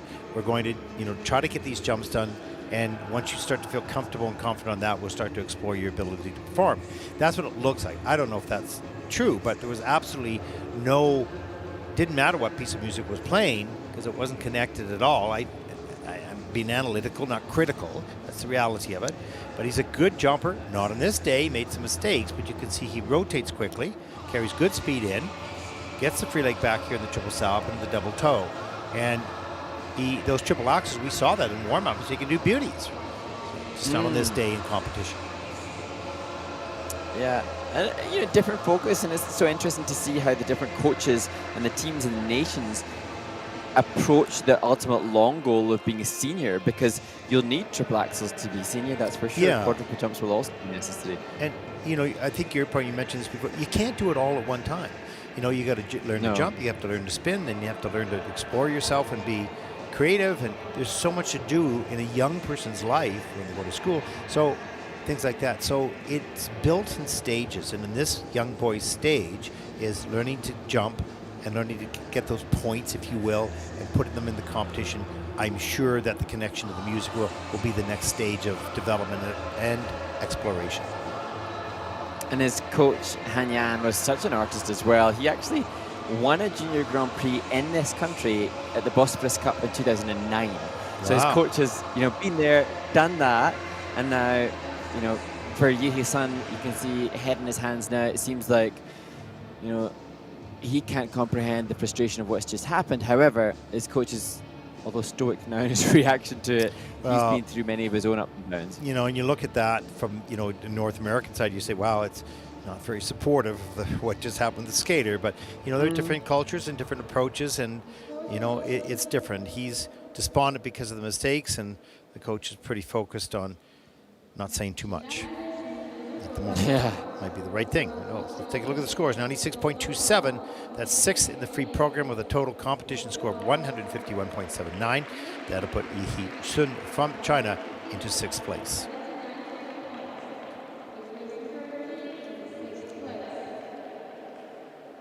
Okay. He waves at the screen.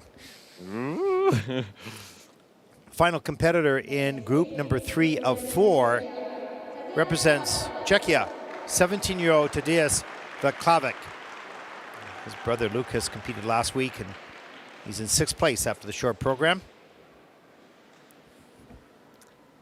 Today's goal is to skate with confidence and enjoy every moment on the ice, whilst also connecting with the audience in Ankara.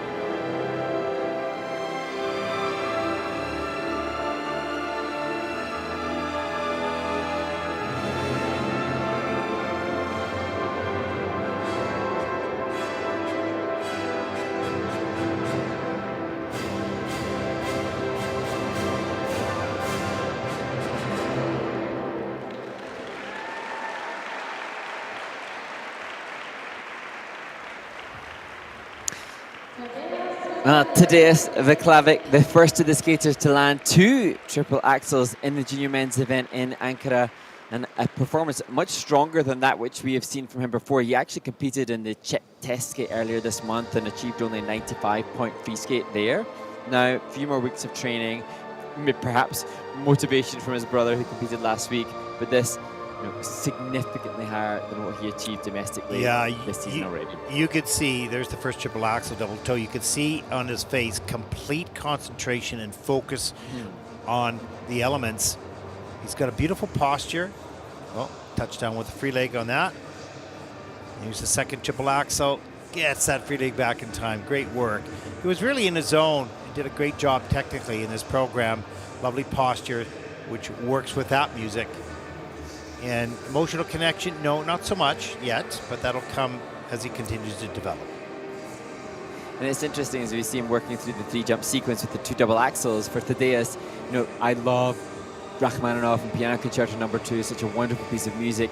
It's kind of a smart choice to some extent because without lyrics, there's not any necessary kind of emotion. Storytelling. That kind of music doesn't have no storytelling necessarily. It's really powerful, beautiful music that can lend itself to a great storyteller, but it's a good choice for a skater that doesn't seem particularly extroverted. Yeah, I completely agree with you. I think that's a really good comment, that pick a great piece of music and a great athlete and let them do that. Okay, now as he continues to mature and grow, you can explore more, sensitive pieces or storytelling later on when the elements are secure. And boy, he sure showed that the elements are secure today.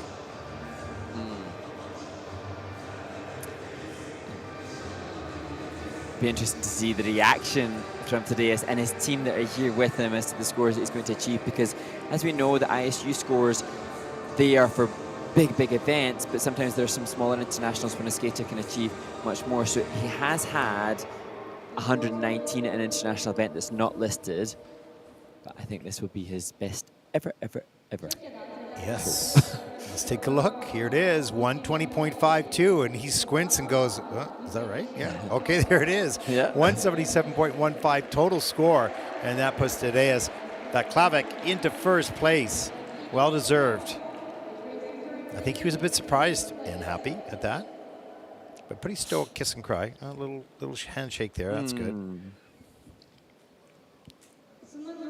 Cool.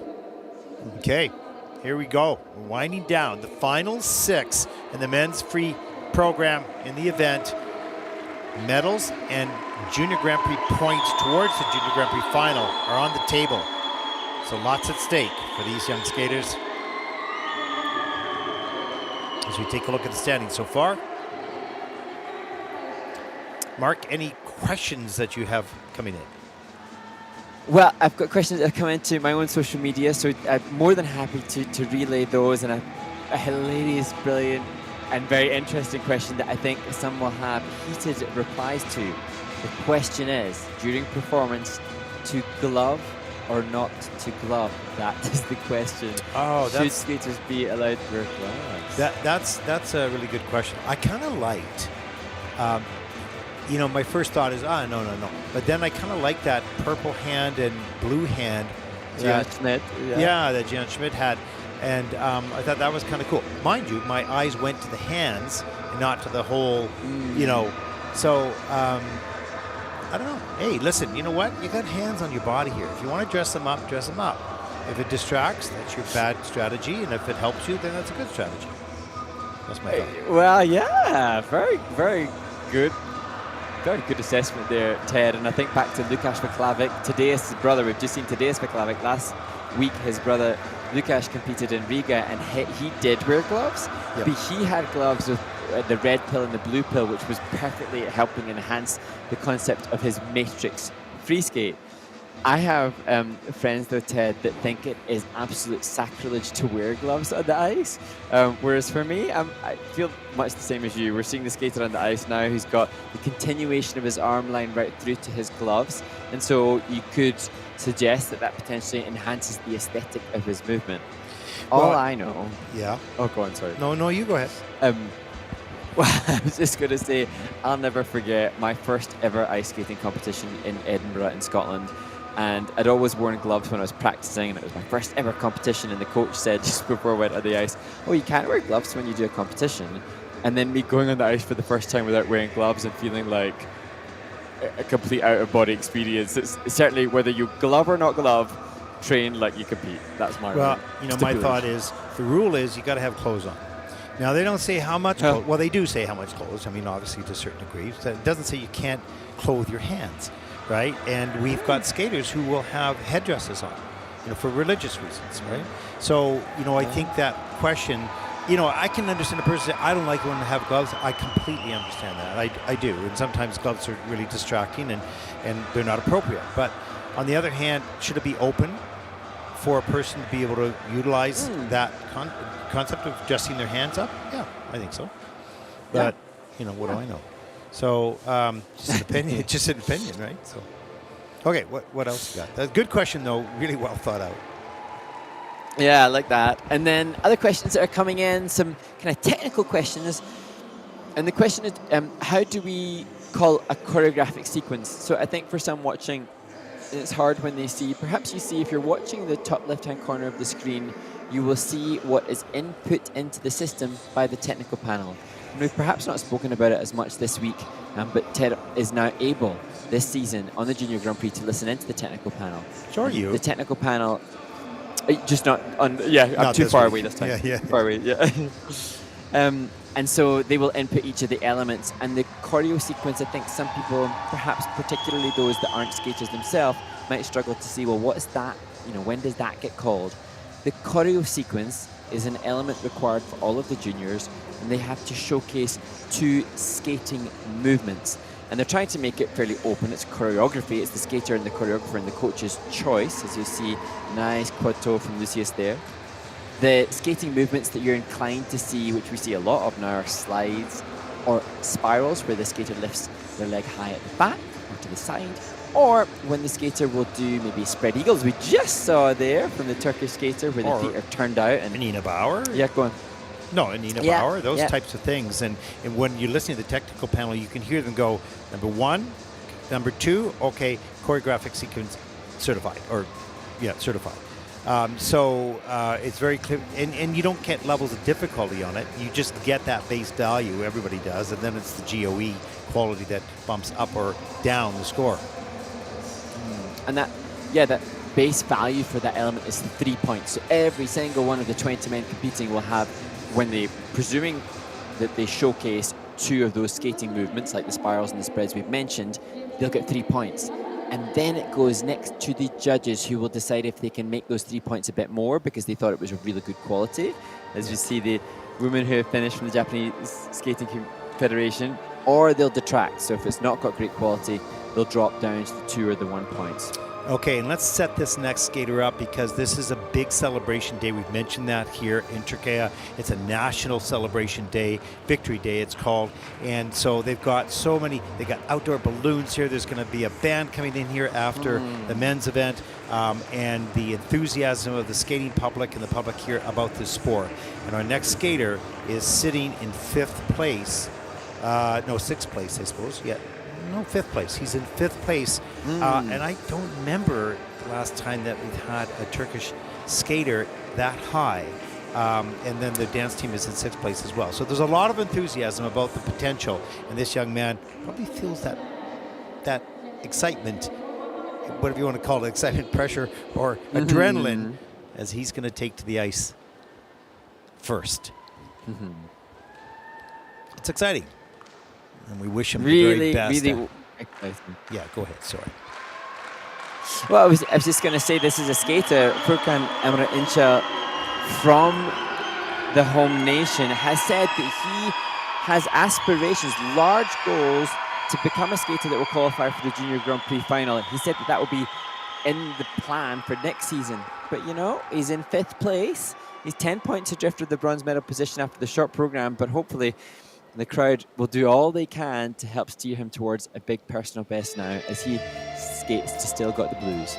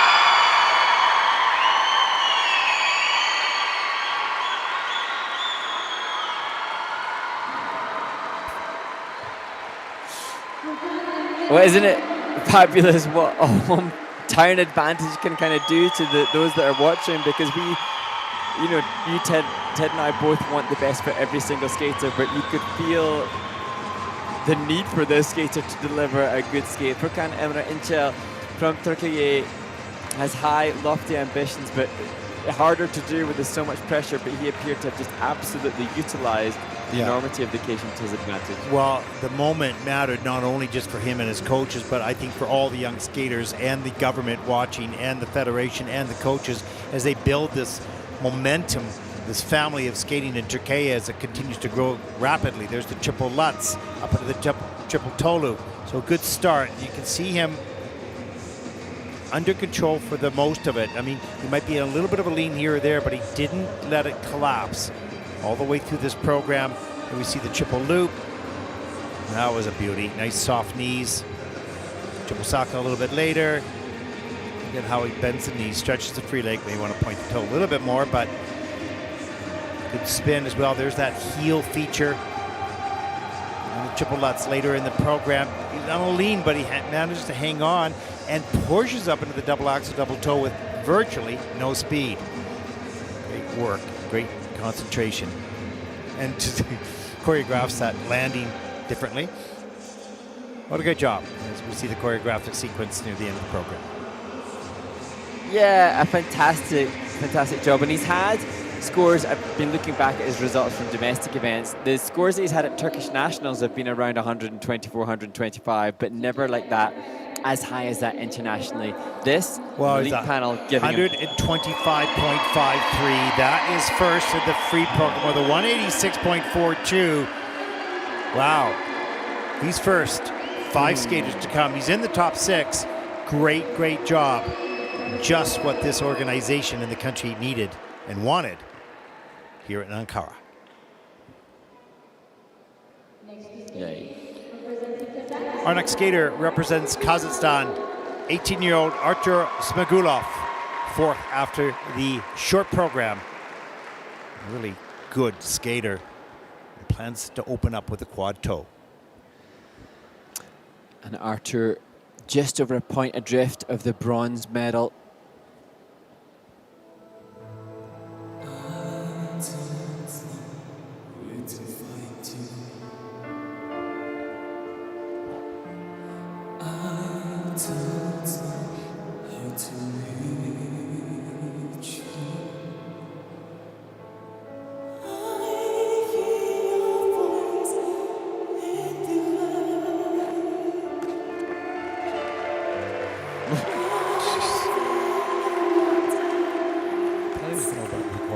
Maybe he just decided not to. Maybe it's here.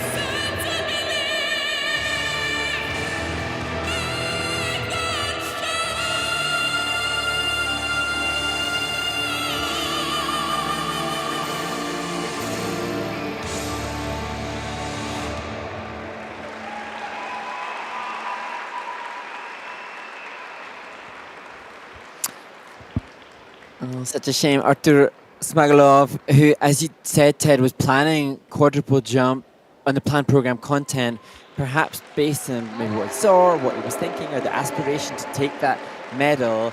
He elected not to do that, but unfortunately it appears that because of the changes made, or maybe the pressure of being so close to the podium, but unfortunately for Artur, it's just not the dreamy skate that he was hoping for, and it's going to be very difficult now, not just to move up, but I think he's going to struggle to stay ahead of Furkan with that skate. Artur is an excellent technical skater and a beautiful skater as well. This was an extremely, extremely rough day for this young man. He's so capable. And it started out, he sort of not fell out of, but stepped over quickly into the triple salchow after the triple axel. Okay, he could save that. Second triple axel, looked good in the air, but over-rotated and has to adapt to that landing edge. Triple Lutz, and you get that upper body. He's got a little ahead, then he got slipped, and now he's using more energy getting up and having to chase the music, and that's always exhausting and concerning. Over-rotation on the triple flip as well. So it was a little mistake after little mistake for a very good technician. But on this day, he just lost his control. And a very frustrating performance for this young man. Yeah, and it's so hard to stay in the moment and be so present when you're exhausted for one because it's so physically demanding, but then there is always increased adrenaline for the skaters in competition, and that it does affect your brain space. The chemicals, the neurochemicals going on for Artur and all of these athletes are different to practice, and that affects the decision making. And so when he popped that axle, it's because his brain is awash with different hormones that are making him think, what have I got to do? What's happening? Am I going to lose this chance to medal? So many things. That's where you want to be so narrowly focused that the only thing you're thinking of is what's coming next and deal with that. But we're human, and the reaction and disappointment that can creep into your mind during that performance, in which your mind is supposed to be focused on what's coming, not what happened. And some people have that ability to just forget it, drop it. It's not, can't do anything about it, let's move forward. And some carry those emotions forward, and it's a challenge. And you can see he's sort of stewing in his own frustration there, and such a good skater, and he's got working with Rafael and Vera Aratunin, and he's got great technique. He's got such great potential. There's no doubt his future is bright, and I'm sure he's inspired by Mikhail Shaidrov from the same nation, and he wants to have the same kind of lofty career that he's seeing others from his nation have. So. This is part of the learning curve, and it's not the pleasant part, because he can do everything, and he's a good skater, and he's powerful. He's got all the things that you want. Not on this day at all, but he has them, and he has to find his way to deliver them, under the competition. But everybody has to learn that. So at least he's got all those skills. At least he's so well taught and technically inclined. Let's take a look at the program score, 103.37. That's 7th in the free program. Total competition score of 172.94. That puts Artur currently into 4th place. You're much better than that. Don't worry. We will see you again. Tough day, but you have a bright future. You're just going to have to work to deliver what you can under those moments. That's a learning curve everyone has to go through. Our next competitor represents the United States of America, 17-year-old Lucius Kazanki. 3rd after the short program, had a great skate as he approaches the free program here, his first Junior Grand Prix. And as is to be expected as we head through this seeded draw based on results of the short program, that the technical difficulty increases, and Lucius has not just one, but 2 quadruple jumps planned in his program to come.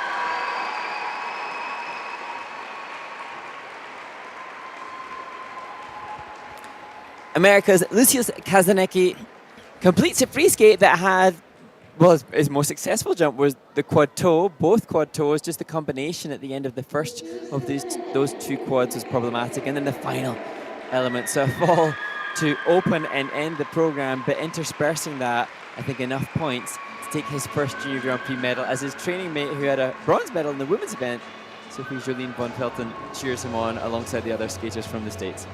Yeah, a good outing for this skater, both in the short and the free. They weren't perfect for sure, but you could see the skill level technically, and he's very elegant on the ice as well, and there's lots more to come from him. He's just 17, so lots to work on in connection with the moves. There's the first quad, second quad, no, I guess that's the first quad, but he falls in the triple toe loop. Here's the second one. Watch how quickly he has to get the free leg out, and he pushes it out, get it behind, and he did, which saved the landing. Great job, good work. The double axel here, looked good in the air, started to lean, and he has to step out. In that fact, he over-rotated, certainly with his upper body.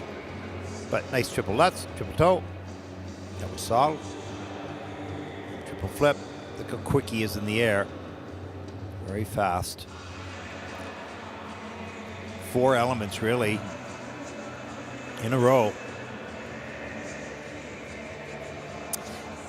And as we see him going for this final triple loop, which of course obviously incurred the fall, I just wonder, I'm not familiar enough with Lucius skating, but having seen his stats and knowing that he competed on the Junior Grand Prix back in 2022 in Courchevel, and just wondering now he's such a tall, statuesque presence on the ice, whether or not he's had to cope and contend with that big growth spurt, and now he's, I presume he will have stopped growing, and now he knows the limb length that he's got, he can continue to develop his body awareness to make more fluidity of movement. He's got amazing limb length, he just needs to soften to facilitate those higher presentation components. No, and he's 17, that's still very young in men's skating, so he's well on his way, and he's got more to learn, but he's right on course, or maybe even ahead of development. We'll see as he sits in the Kiss and Cry with Roman Skoniakov. I was speaking with Roman this morning and asking about his season. It's a very busy season, obviously, with the son and his other skaters. He says, been a lot to world championships, but the Olympics is a bit of a different beast, and it's a busy, but he's looking forward to it. He's kind of a calm guy, at least on the outside. He chooses his words carefully, and he seems to be a really good coach and a great father and good family. Let's look at the scores. He has a 112.40 as his personal best. Now, I'm not sure when that came up, but this is a 131.96, which is a pretty good score. And that's first in the free program with a 202.67. He's in first place. 2 skaters to come. He has at least the bronze, but there is a 10-point spread after the short program, so it probably will be bronze, but we'll see. You never know.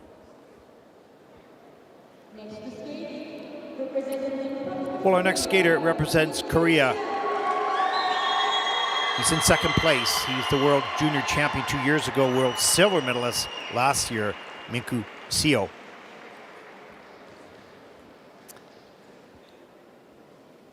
And Minku will be using one of the kind of warhorse tracks for the skating community, Exogenesis Symphony Part 3 by Muse.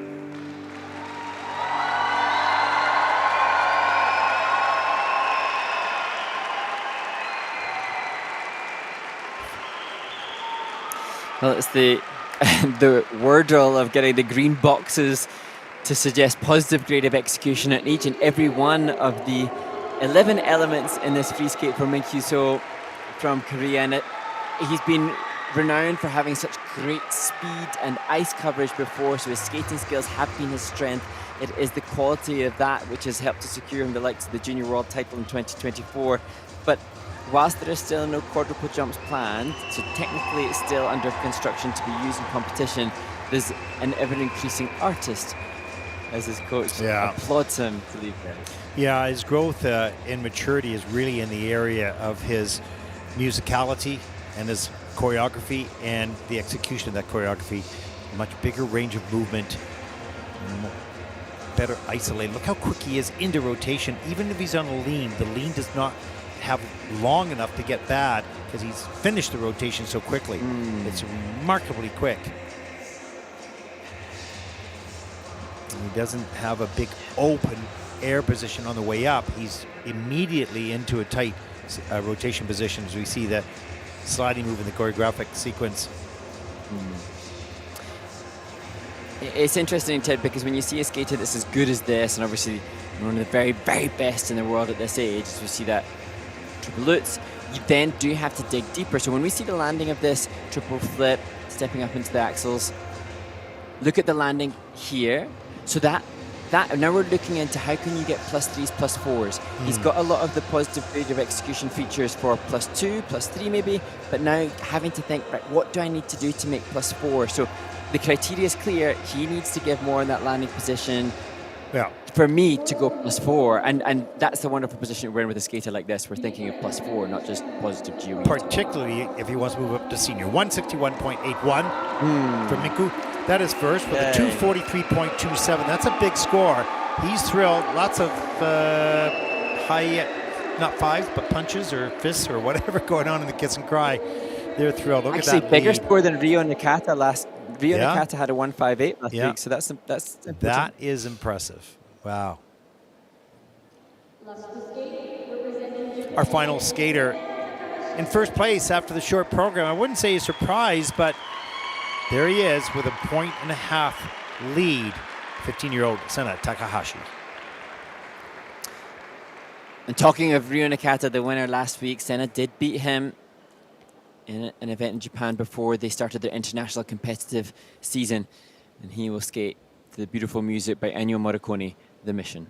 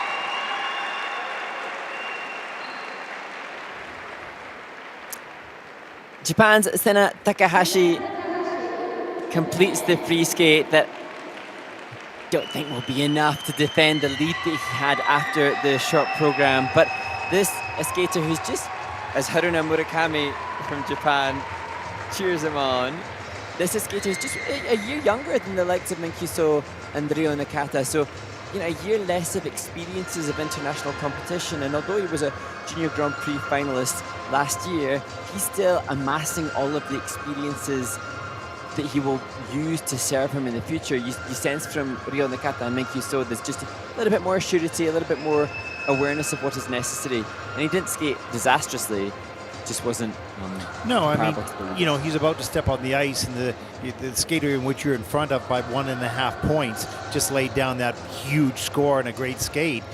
That has to play on your mind. It has to. And I think it affected him at the beginning of the program, but he settled in a little bit later and still delivered quite a nice program, but certainly far from perfect for this young man. We'll take a look here at the second triple axel. He does get that done up into the double toe loop.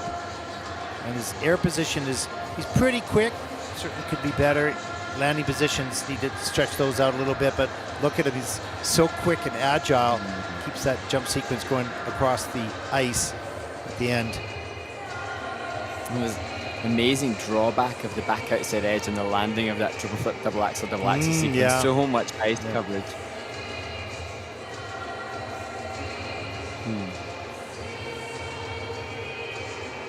Well, there we go. And he would need a 160.41 to win this, but he's going to fall really quite short of that, and rightly so, compared to Minku Seio performance on this night. But this is a very talented skater. He had a great short program, and lessons will be learned here to move forward with a 142.97. That is second in the free program, obviously, and a 225.84. So Senna Takahashi of Japan takes the silver medal. And Minku Seio from Korea moves up that one spot with a great skate.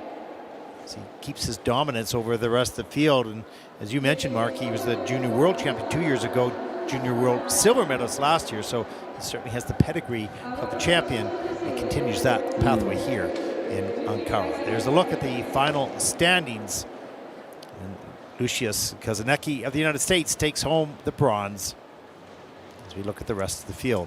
And a fourth place finish for Furkan Emre Incel from Turkey, and that marks the best finish since what was the name of the skater? Bashar Akhtar in Dasha 2017. Akbar. Yes, exactly, and we covered him at that time. So great result. Well, that concludes our coverage of the men's free program. Now, up next, in the next 30 minutes, there's going to be lots of activity happening in this rink before we start the free dance, the final event here on day 3. We hope you've enjoyed the coverage of the men's free program. I'm Ted Barton, along with Mark Hanratty, for all of us here. Thank you for watching. We'll hope you join us for the final event, the free dance.